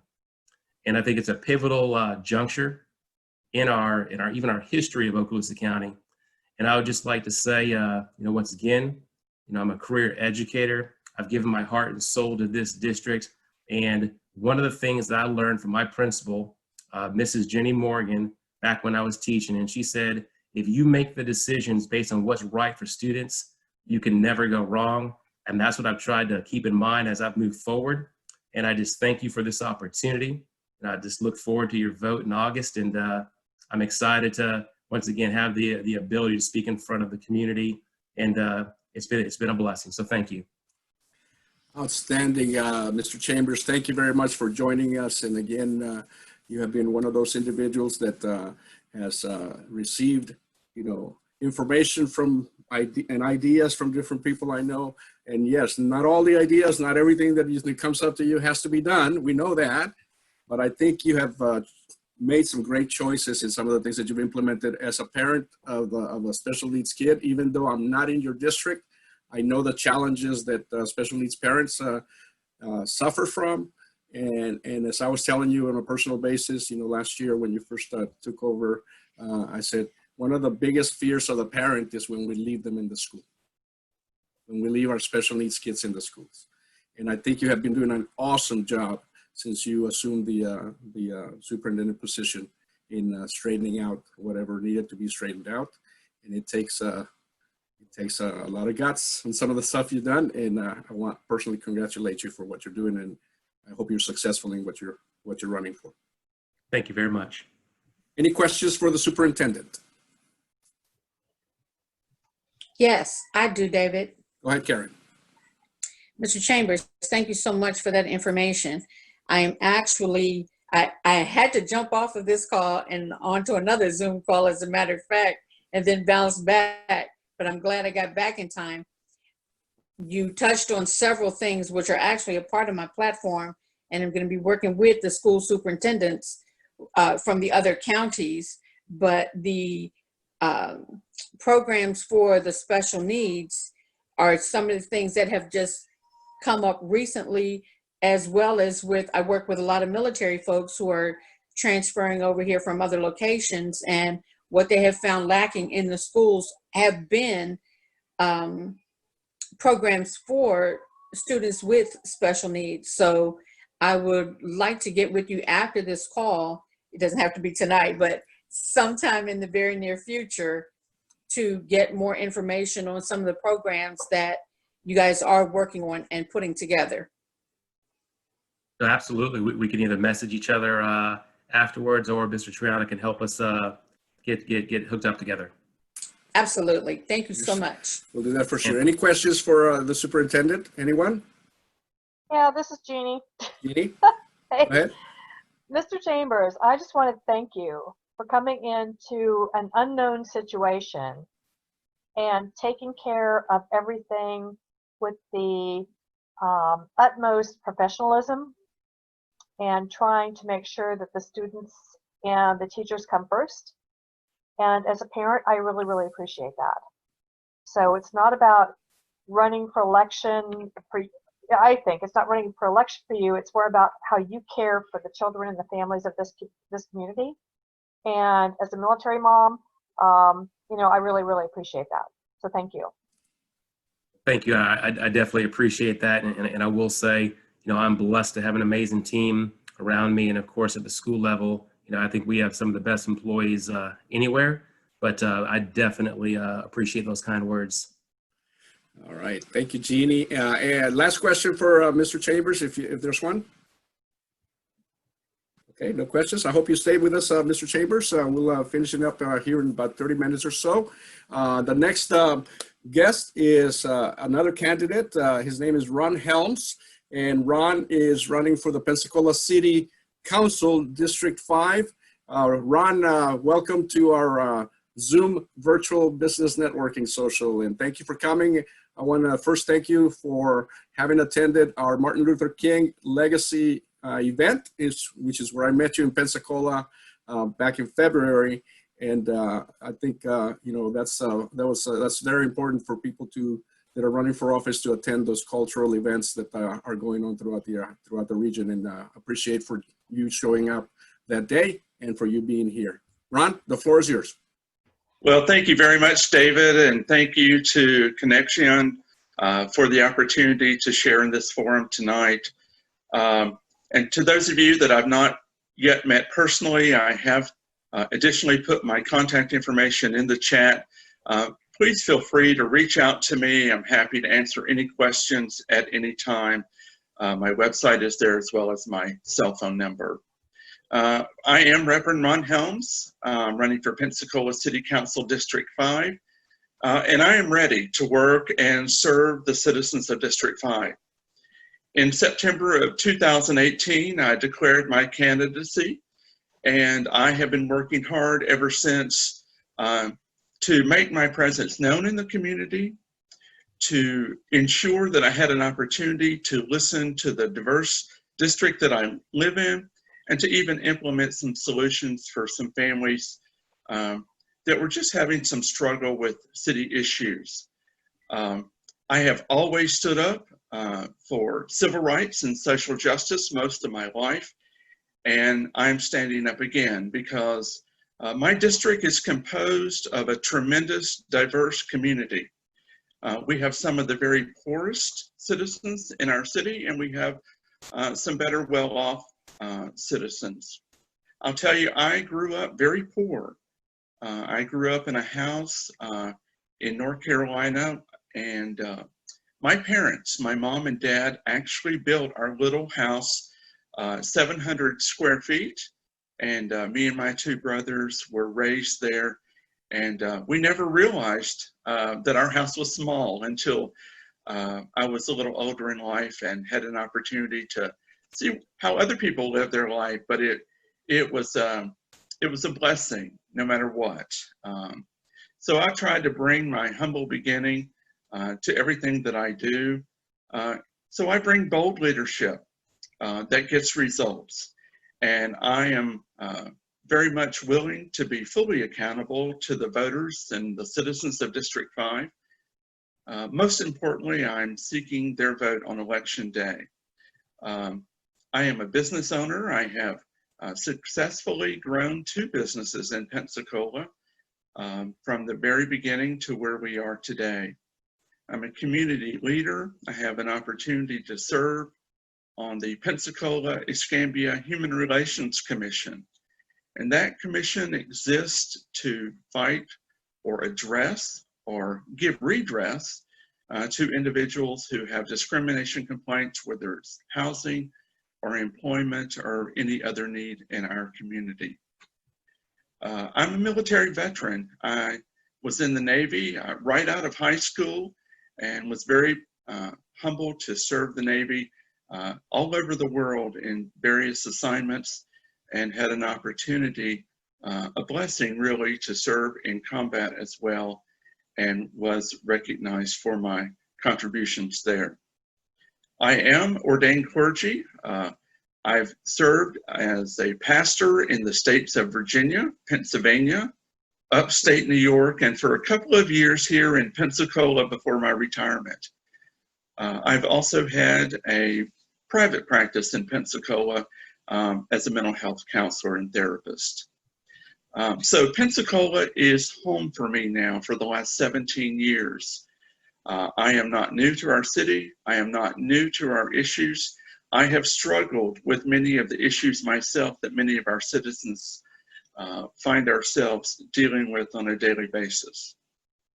There are a lot of unmet needs in our community, and as their representative, as their advocate on the Pensacola City Council, I will ensure that we get our fair share of funding within District 5. And our city budget is not divided by district per se with dollars, but one of the things I think is very important is to spend the money on the right things at the right time, and to not ignore those needs that our community has identified that are a priority. I have a great relationship with the current Pensacola City Council and our mayor, and that's because I've been working alongside many of them since September of 2018. In addition to making sure that we get our fair share from City Hall, one of my tremendously sought after important issues that I fight for is transparency. Our mayor, Mayor Grover Robinson, was installed into office less than 2 years ago, and right after that installation, one of the city boards met. And it was a important board. It was the Architectural Review Board, and tons of citizens showed up because they were making major changes that affect our community. And somehow, some way, somewhere, the chairman of that committee just would not allow public comment because he felt the meeting had gone long enough and he had other important things to attend to. And so I immediately approached our mayor, and he immediately responded and then later proposed policy to Pensacola City Council to ensure that every meeting that takes place by a city board or any advocate or entity, that there has to be public input. So those are very important. And my other primary pillar for my campaign is jobs, jobs, jobs. We have spent a lot of money and we've gained a lot of recognition for ST Engineering in Pensacola. But the minority community, certainly within the zip code that I live in, is not being given the skills training, is not being given the opportunity to interview, is not being given priority for those jobs. And that must change. And so I will be working to ensure that we have a way to be more inclusive of the entire community. And just to kind of wrap up, I don't want to take too much time. A few other issues that are paramount to me are our youth and our seniors. I don't know how many of you have ever been to your local community resource center, but ours are closed on the weekend. And I've got to tell you, that's when our youth and our seniors need them the most. But we also need quality curriculum, we need quality education, we need culture, we need all kinds of activities for everyone throughout the week as well. So we have a lot of unaddressed issues, and I will close with this. And I know no one's mentioned it tonight, but I'll take an extra second to do that. And I just want to say publicly and boldly that Black Lives Matter. It's very, very important to me that our community and your community as well, that our voices are heard. And I think it's vital that we stand up, that we stand with, and we insist upon major changes and reforms that bring all of our community together without ripping us apart, and that levels the playing field. So we must have justice in the unjust things that have happened, not only in Escambia County, but throughout our nation. I look forward to talking with you about plenty of other issues, and I thank you very much for your time. Thank you very much, Ron. We appreciate you coming into this virtual social. And does anyone have any questions for Ron Helms? Any questions? No questions? All right. I hope you can stay with us, Ron. And again, thank you for coming. Thank you for having joined us at the last event. Very interested in talking to you about how we can help you in that area of Pensacola and Pace and all those areas that some of your voters may be in. Thank so you all. Make sure we stay in touch, okay? All right.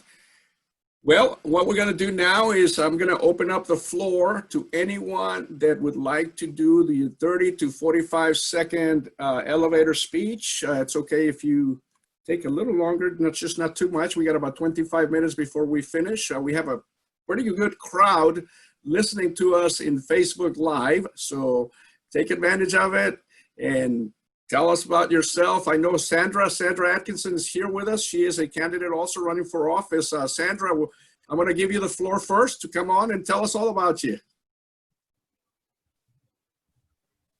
Okay, I unmuted. Can you hear me?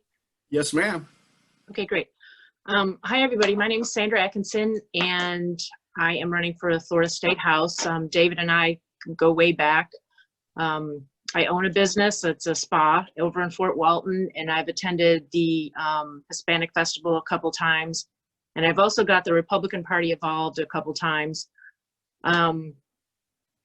I try to get people involved, but it's kind of difficult, I guess. I don't know why, but anyways, I try.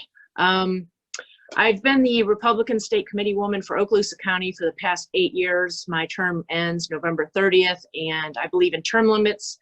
I figure 8 to 12 years is long enough for anyone to be in office. So I'm kind of self-imposing term limits, and I'm not running for re-election. And then I found out that Mel's seat was open, so I jumped on it, and I was the first to file, and then we have a slew of others that have since joined. I know Florida hasn't had a female representative ever, and I'm new to the area because I'm military, so I have an uproad battle already. I'm not going to use the woman card because I think you should vote for whoever is the best candidate. And I'm going to go ahead and tell you a little bit about myself. I was raised in a Christian home up in Michigan. That's another story, another mark against me because I'm a Yankee, but hopefully people won't hold that against me. So I joined the military shortly after high school, traveled all around the world and saw the overreach of government, and I seen the charity of the military. And so I got out, I got married, kind of did the housewife thing for a little while. And then I got out, used my GI Bill, went to school, got my state healthcare provider license, and I seen what the country was becoming. It was just not something that I agreed with. And a political candidate that I kind of looked up to said that, if you want change, it starts at the bottom. You should run for office, anything, So that's when I ran for state committee woman. So I did, and I won. And so now I'll fast forward to here. I'm a licensed massage therapist, and I've worked on base. I've worked with doctors, and I've managed spas. I've worked for people, and now I own my own business. And in the massage industry, there's a lot of human trafficking going on. It's not only just in agriculture, and domestic services. And that's one of my passions. When I first moved here, I think it was like maybe 2009, they had Homeless Solutions organization with the Fort Walton Beach Chamber. And so that was an organization. I think now it's called, I can't remember what it's called right now, but it's geared towards helping people get off the street. And you, David, talking about that program earlier, that's for the women. I think that's wonderful. The Fort Walton Beach Waterfront Mission used to have women there, but then they moved it over to Pensacola. So I would like to assist in any way I can to get that off the ground. I know I've donated door prizes for events, the Opportunity Place over here in Fort Walton. So I don't know if you guys follow human trafficking issues or massage stuff, but there was a human trafficker by the name of David C. Williams. He was human trafficking underage women in 3 states. And it was a 2-year investigation, and I worked with the local and state law enforcement people indirectly, and I helped contribute to his arrest. And he is currently sitting in jail in Pensacola awaiting trial. It's scheduled for July 10th, so hopefully he will get the book thrown at him. From what I understand, his charges, of which he admitted to, there are at least 5, is at least 35 years, so he'll probably be going away for a long time. So I may not have a very thick legislative resume, but that's one of the things that I'm very passionate about. And my second pillar platform is the Second Amendment. I'm very passionate about that. I guess that just comes from, being raised in the home that I was. My dad taught me to shoot a rifle at age 12, and we'd go camping and rough it, That was kind of fun with my brothers. So I'm in the Republican Party of Florida, and I got appointed to be the Republican Party of Florida Second Amendment chairman. So, and I've worked with Victor Bean, the owner of the Florida Gun and Knife Show, and he's endorsed me. I'm very passionate. I've spoke at gun rallies. I've lobbied legislators to get them to vote the right way in constitutionally speaking.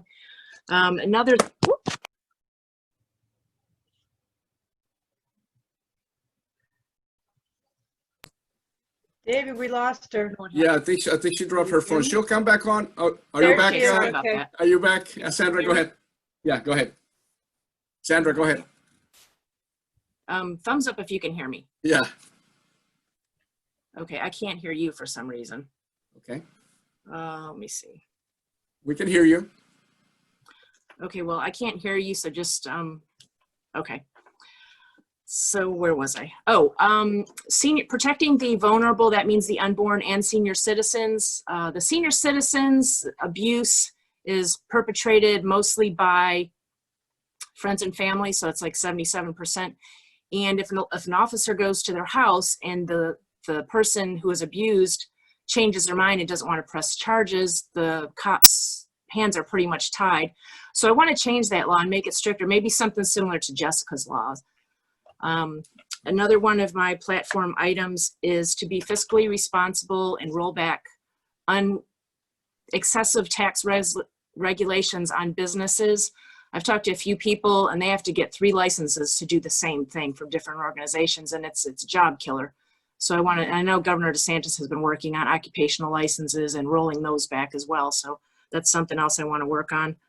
I don't believe in raising taxes. I always believe that there's another way to do it. So that's where I kind of differ from my opponents as far as, I will not vote for a tax increase, but I will let it go for a vote before the voters. I think that the people in my district should have a say. I shouldn't be the king and decide to raise their taxes.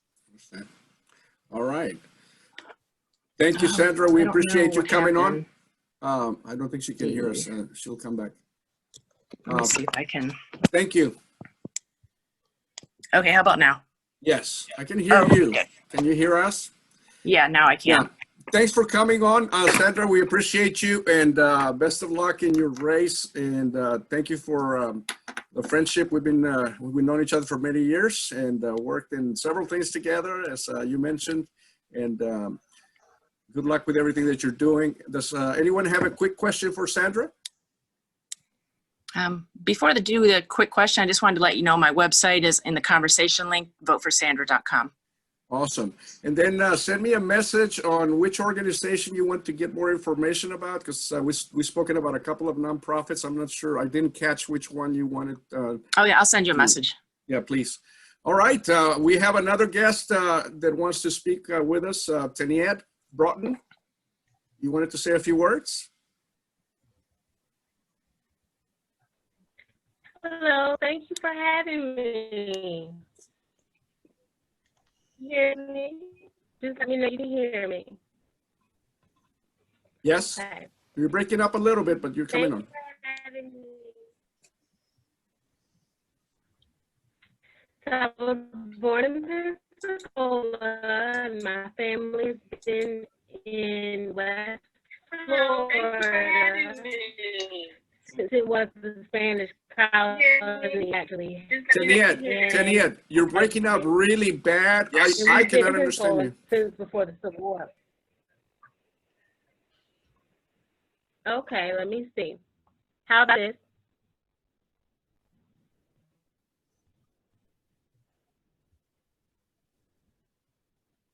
Is this better?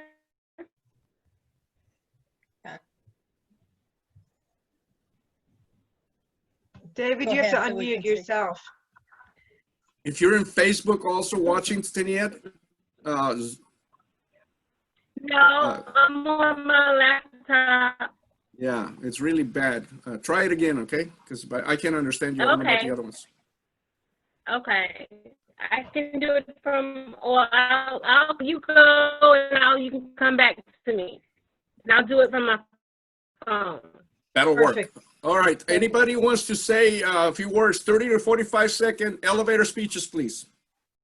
Anyone? David. Deborah, go. Yes. I wanted to say to Marcus, you know, I was in Miami in 93, 94, and I was teaching at the Design and Architecture Senior High School. I was working with, I think, Octavio Viciato at that time was the superintendent. That's a $6 billion budget that they have in Miami at that time, and they were putting a lot into magnet schools.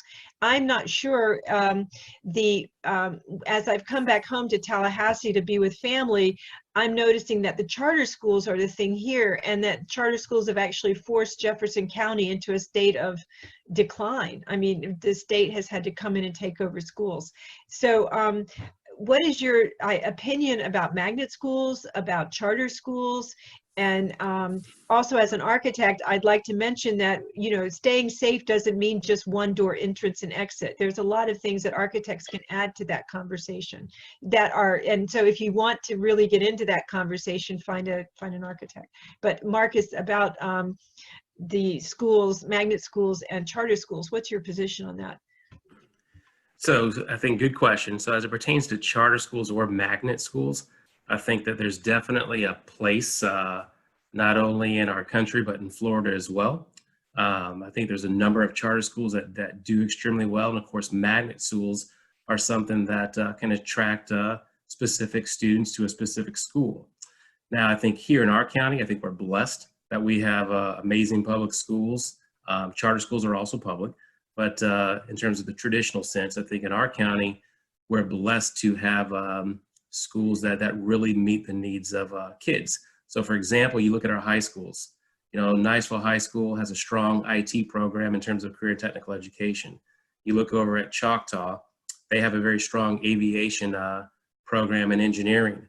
Then you look over at Fort Walton Beach, you know, they have a medical program over there as well as IT. And then of course up at Crestview, they have a plethora of programs from advanced manufacturing to welding to HVAC.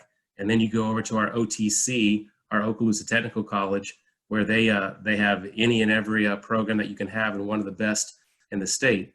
So I'm not against charter schools or magnet schools, but I think here in our county, we're blessed that our traditional public schools do a great job offering students different options and programs and advanced studies that kids can go to and be proud that they were a part of it. Thank you for that answer. Blueprint was a part of that, I guess, that initiative when I was teaching in '93 and '94. Are there standards like Blueprint now still in effect? Or do you know what I'm even talking about? It was Blueprint 2000, I think, for children. So I kind of remember that from That's that a long time period. ago. Okay. That's all right. But each of our career and technical education courses, they all have standards that we have to meet. There's an industry certification that the kids will take at the end. And you know, we're fortunate that a lot of our kids, the majority of our kids, pass those industry certs. But I'll just give you a quick example of carpentry. You know, when I took carpentry in school, we cut things. But now not only are they cutting, they're measuring, they're doing math, they're creating business plans. It's about truly making sure that our career and technical education programs can translate to our local businesses and truly be a benefit to our community. Thank you for that. We started at that time a mentorship program I did called Professional Options Program, and we got every high school student placed to inside of any interior design, architecture, landscaping, and the mentorship program is amazing for children if they know their interest, and if you can match children's interest to interested adults. We had such an incredible success rate in Miami with that. Wonderful. The mentoring program, I believe in strongly. Yes, ma'am. I appreciate that. Thank you. All right. Good question. Good answer. Anyone want to? Tiniette, are you back? I see you on the phone. Tiniette Broughton. You want to try it? Yes. Can you hear me now? Yes. A lot better. Go. All right. Thank you. Yeah, that's an old computer. So on the video, it looks like talk to you all from 1999 or something. I have to do better. So 85. I thought it was this whip it good, whip it good. Those guys. I mean, believe me, that was CompuServe style.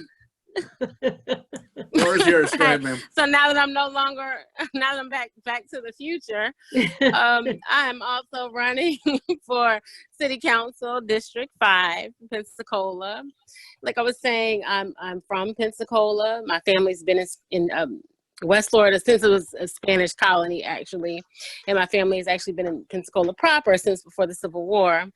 I've spent my entire adult life in District 5, minus my college days, and where I was off learning how to be a heritage preservationist and learning about tourism. I returned home 8 years ago to bring what I learned back to our city, and I currently work at the Daniel Chaffee James Museum. I'm the only candidate connected to all neighborhoods in my district. I'm the only candidate who can represent East Hill as much as I can represent Pensacola Village and everyone in between. I'm also working to improve our district. I'm already in the work. As president of an organization called the John Sunday Society, a historical preservation organization, my efforts include salvaging materials, saving houses, and pressing the businesses to work with local nonprofits to bridge the gap between the historically contentious relationships between preservationists and developers. I'll use my leadership skills in this way to bridge the gap, and hopefully people will learn that this is really who I am as a person. I help different people in from different backgrounds, different beliefs work together. In fact, one of the things that, one of the programs that I do is over the Escambia County Equal Justice Initiative, where we collected soil samples from lynching sites and had that soil, we put it in jars and had it sent to the museum, the Legacy Museum in Montgomery, so people can learn about the lynchings of African Americans here in Escambia County and learn about the history of how slavery and Jim Crow translates today. I've used my connections in arts and culture and education to bring inspiring programs to the Woodland Heights Community Center. And in fact, I've already spoken with folks who would like to work with us for bringing more programs. I'm also the only candidate running with the encouragement of every elected county and city official who has represented our district for the past 40 years. My campaign slogan is lifting every voice, and I'll continue to do so with your vote in November.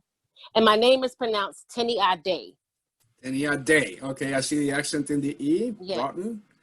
Thank you very much Yes, for coming yes. on. We appreciate you coming on, and I hope to meet you in the near future and see how we can also help get word out to other communities in the vicinity of where you are running. Are there any questions, you. quick questions for Tenny Ade? I'd like to ask a question. Go ahead, Deborah.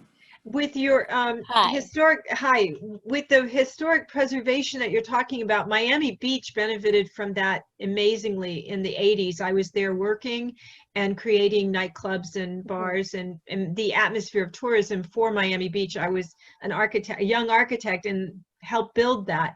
The initial rub on all that is that people don't understand that paying the money up front sometimes to preserve makes it more authentic and gives it a sense of rootedness. I think Pensacola is as important to us as New Orleans, because New Orleans gets all of the jam, but Pensacola, New Orleans was a part of Florida first, and then it wasn't anymore. But it had been a part of Florida at one time, all the way to New Orleans. But Pensacola always was in Florida, and I think the history there is as important as the history that is in New Orleans, as well as the history that's in Miami Beach. And I think you should go strong on that platform, because the tourism of that area has not even begun to be felt. It's so important an aspect of the culture of Florida. Okay, thank you, Deborah. Well, thank you for that. In fact, one of the neighborhoods here, not in my district, but in District 7, the Tan Yard, it is as old as Treme in New Orleans. And I think if people understood how important these historical neighborhoods are in our city, we call ourselves the first city or America's oldest city. I'm going to go with it. We are. And you are, and you should go with it. And we're the oldest settlement. That's right. And the EJI is a settlement attempt, I think. Exactly. The EJI is one of the most beautiful buildings yet built in Montgomery. If people have gone to see it, they should go to see it. I did see the dirt vials that were hanging along with the coffins that are hanging, and it's probably one of the most amazing buildings and museums in America at this moment that's currently been opened, next to the Frank Gehry World War II Museum that's in New Orleans. Thank you. Thank you, Deborah. Thank you, Tania Day. Well, actually, okay, thank you. That's okay. Do we have anyone that wants to give their 30 to 45-second elevator speech? Priscilla, Cheryl, anyone?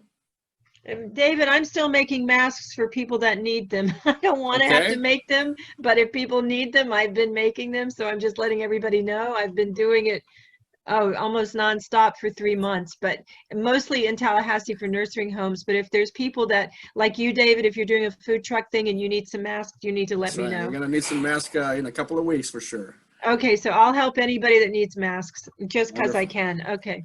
Thank you, Deborah. Hey, Priscilla? David, I'll give a prize, some Who's that? sort of, Who's that? some of my products if somebody wants to have them. It's your call. But let me Yeah, I let mean, me get I'd Priscilla be in glad here. to. Let me get a couple of the other business people here to say a few words if they want to. Cheryl, we got Priscilla and Mary if she wants to. We got somebody that says iPhone, so I don't know who that is. Priscilla, would you Okay. like to say a few words? Oh, okay, yes. Well, I'd just like to say it was very interesting listening to all of the candidates in the different areas that they're running for. And well, I'm not running for anything. I'm a business owner. So I would just like to say hello. I'm an associate of Legal Shield, ID Shield, and we provide affordable legal services to individuals, families, and business owners. And so we provide all types of legal services. One thing that's really important nowadays is getting the will done. So that's something that that's a document that we like to stress to people to think about getting that done.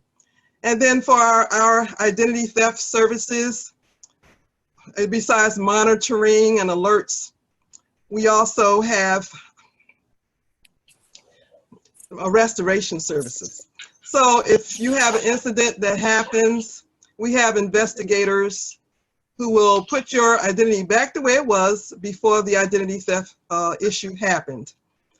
So I put my information on the chat, so if anybody's interested of learning any more about Legal Shield, they can just give me a call. And thank you, David, Thank you, for Priscilla. this forum. Thank you very much, Priscilla. We appreciate you. Anyone else, 30 to 45-second elevator speech? We are at 8:30 right now. We can stay a few minutes longer. If you have to leave, those of you that we're planning to be here until 8:30, we will not feel bad about that because we know that you're busy and it's a weekday. But if anybody wants to do the 30 to 45-second, go ahead. You're still on Facebook. Hi, this is Cheryl. Cheryl, go ahead. I just didn't want to be that weird person lingering in the background who had nothing to say. So thought I'd take a second to introduce myself. I've known David for a few years. The Air Force brought me here. I was a former airman and then, in the Air Force and then transitioned over to the civilian world and came here as an instructor. But as David knows, I have been very interested in small business for a few years. And I finally made the leap. I wasn't quite ready to start a business of my own, but I've definitely enjoyed being able to support a small local business, CertaPro Painters. It's Summer and Calvin Smith own that franchise, and I've been working with them for about 6 months and learned a lot about something other than the government world, although we've met a few great candidates, people who've decided to serve our community, and that's a big step for them. But I've definitely enjoyed learning a lot about small business in this area. We have a really strong small business community, and I've enjoyed being a part of it. So I appreciated the opportunity, David, to meet some of the other members of the business community, as well as some of the candidates who serve our community. Thank you, David. Thank you, Cheryl. Appreciate that, and wish the best of luck in your new career in a sense, okay? Don't forget, you got to join the Fort Walton Beach Chamber of Commerce. Otherwise, you're not doing it right. I'm sorry, did A I plug miss for the what- chamber. I got to plug the chamber. It's the best chamber in the entire whole wide world. David, did I miss what Cheryl said she did? Her business? Cheryl, can you specify it again, please? Yes, I'm a sales associate with CertaPro Painters of Northwest Florida. Oh, okay. Thank you. We provide, they do interior, exterior painting, commercial and residential, throughout the entire panhandle from Pensacola out to Bay County. Okay, thank you very much. Last 30 to 45 seconds. Who wants it? I'll say something. Pamela, go. Yeah, I was just going to say, reminding all the runners out there that Kiwanis, Diane Keller, in memory of that run, that is at the Landing July 11th for Special Olympics and for One Hopeful Place. So July 11th, 7:30 a.m., 5K is still on the books. The Landing, Fort Walton Beach. And then Wonderful. you need to mention International Festival. I know it's all a little bit a ways in September, but you know, go ahead and plug will. that too. We will. And I'm very proud to be part of the board of United for a Good Cause. Thank you. Very much. Awesome. Outstanding. How about Mary? Mary Gutierrez, would you like to say something? Is she still Yeah, on? I'll just keep it brief. I actually run a nonprofit of Earth Ethics, which is a 501(c)(3), and I also run Earth Action, which is a 501(c)(4). I'm the founder and director for both of those organizations. Our primary focuses are on environmental and social justice issues, and we do work in Northwest Florida and really throughout the state of Florida, as well as nationally and internationally. So obviously our focus has been primarily partnering with the Black Lives Movement, and we do other outreach and education events. Coming up actually in Fort Walton Beach on Saturday, October 24th, we are part of the Earth Day Fort Walton Beach Committee. So we will be having that event. We're still planning to host it at the Landing from 11 to 3. We're partnering with the farmers market this year. So it would be great to see you guys out there. And if you're interested in learning more about that event, you can just go to earthdayfwb.com. Thank you, Mary. And where are you at, Mary? Which town? I'm in Pensacola. Pensacola. But Wonderful. I do divide my time between Pensacola and Fort Walton Beach because I have family in that area and plus work. Yeah. We hope to meet you soon and see how we can work together on some things that you're doing there. I saw some of your projects in your Facebook page. It's wonderful stuff. Before I give it back to Jeannie, because Jeannie, are you going to give away something? Because we don't have a lot of time, but I want to talk to a little bit to Carla, who's also here. Are you still want to give something away, Jeannie? Yeah, sure. I'll give away some products that I have extra. Hey, think about how you're going to give it while I talk to Carla, and then we're going to close it out with you. Okay? Okay, the same way that you gave the other person's products away. Got it. Okay. Stand by for that one. Carla, can you hear me? Yes, I can hear you. Okay, Carla Tokay is on with us, and Carla is one of the team members of the Brazilian Connection for Conexión. She is one of those that has created that section of Conexión in Portuguese. Go ahead, Carla, if you want to say a few words to us. Hi, good evening. Right now I'm part of the Brazilian community, and we're trying to get together with Conexión and bring our communities together because I don't know if many of you know, there is a large Brazilian community in the area. And they always want to be informed. They always want to know things. And right now, that's what we are trying to do, inform them of things that are going on in the area. All right, outstanding. Thank you, Carla. And that section was outstanding in June, and I'm sure the other ones will be too. Again, the candidates, if you're interested in reaching out to the Brazilian community, I can connect you with Carla. They know where they are, where they live, and how to get a hold of them. Thank you, Carla. David. Thank you. Yes, David. Peggy. Go ahead, Can Peggy. I just take 1 second to tell everyone, we have on Tuesdays at 11:30, if any of you, especially those of you who have businesses, if you would like to connect with other business professionals, Emerald Coast Connects is a Zoom platform where businesses are coming together, and it's a referral-based business. We just refer business to each other, and I would love to, I put my phone number, you can text me your information and I'll send you the link to the Zoom link. It's only about 30 minutes from 11:30 to 12 on Tuesdays and I will send that over to you. But it's a great platform to connect with a lot of area businesses and participate if you would like to. Also, if you go on bringhopenow.com and look at the lip sync for the lip sync challenge, we have extended the deadline. I have not gotten it changed on the website yet, but since I announced that earlier, it dawned on me that the dates aren't changed. It is extended through the end of July due to some technical difficulties we had. So anyway, go there and check it out. Participate. Everyone. You're on, David, you're I'm on mute, David. Peggy, did you plug all those items in the chat as far as the website link and all that stuff, if you don't mind? I did, up towards the top where I put all my Awesome. All right, we're going to close it out with a giveaway from Jenny Ellsworth, right? Jeannie. So how are we going to do it? Here's how we're going to do it. Just pick somebody. I don't care. If Huh? anybody wants one, the first one to respond gets it. How about that? The first one to respond that they want it, go ahead. Yep. Via Go. chat.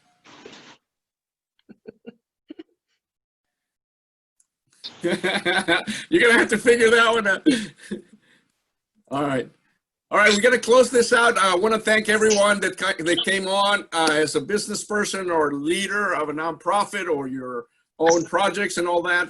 Thank you for that. But I especially want to thank Deborah for talking to us about the history of women's suffrage in this case. And there's going to be some upcoming events. Keep an eye on that. Keep an eye on that. We're going to bring some guests from hopefully from Miami that are at the national level for speaking for agencies that deal with that are celebrating that.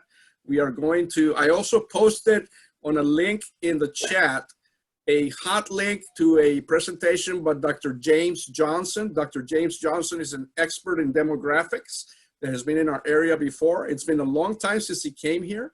I think this is a perfect time to bring him, and we are working together with a couple other leaders to hopefully bring him here. He talks to community leaders, business people, and others about the growth that is occurring in our region as it relates to demographics and different nationalities and ethnicities. It's a very, very eye-opening presentation that I think it's very good for the community of leaders to understand. Because like he says in his briefings, it's like taxes and death. They are gonna happen, right? Demographics and the way the demographics are going in this area, in this region, in the United States in general, is gonna happen. It's just a matter of when those numbers will become the reality that they will be. And we are in the census, so the census is also a very important factor in that. All right, so again, thank you especially to the candidates. Mr. Chambers, thank you for coming. Ron Helms, Tenia Day, thank you for coming and joining us, and also Sandra. And I know Mr. Ponder had to leave, but hey, best of luck in your races. Best of luck in everything that you guys are doing, and then just give it your best shot, right? That's all you can do. Hey, David. All right, we're going to close it out. Go ahead, Javier. Are you going to mention the Father's Day giveaway? No, because it's a little bit late now. And we got it online all over the place, the Father's Day giveaway. And I don't want to keep anybody longer than we have already. We busted it by 10 minutes. That's not too bad, right? Especially when we had 6 politicians. I'm just kidding. I'm just kidding. You guys did great. You guys did great. Thank you very much for that. All right. God bless you. Have a good one. We'll stay in touch. We'll be doing other events like this one, Sandra. For those of you that didn't get a chance to be the primary speakers today, we will be doing more and sending word out for you guys to sign up to be primary speakers, as opposed to just guests like you did today. Okay. All right. Thank you. Have a good one. Thank you.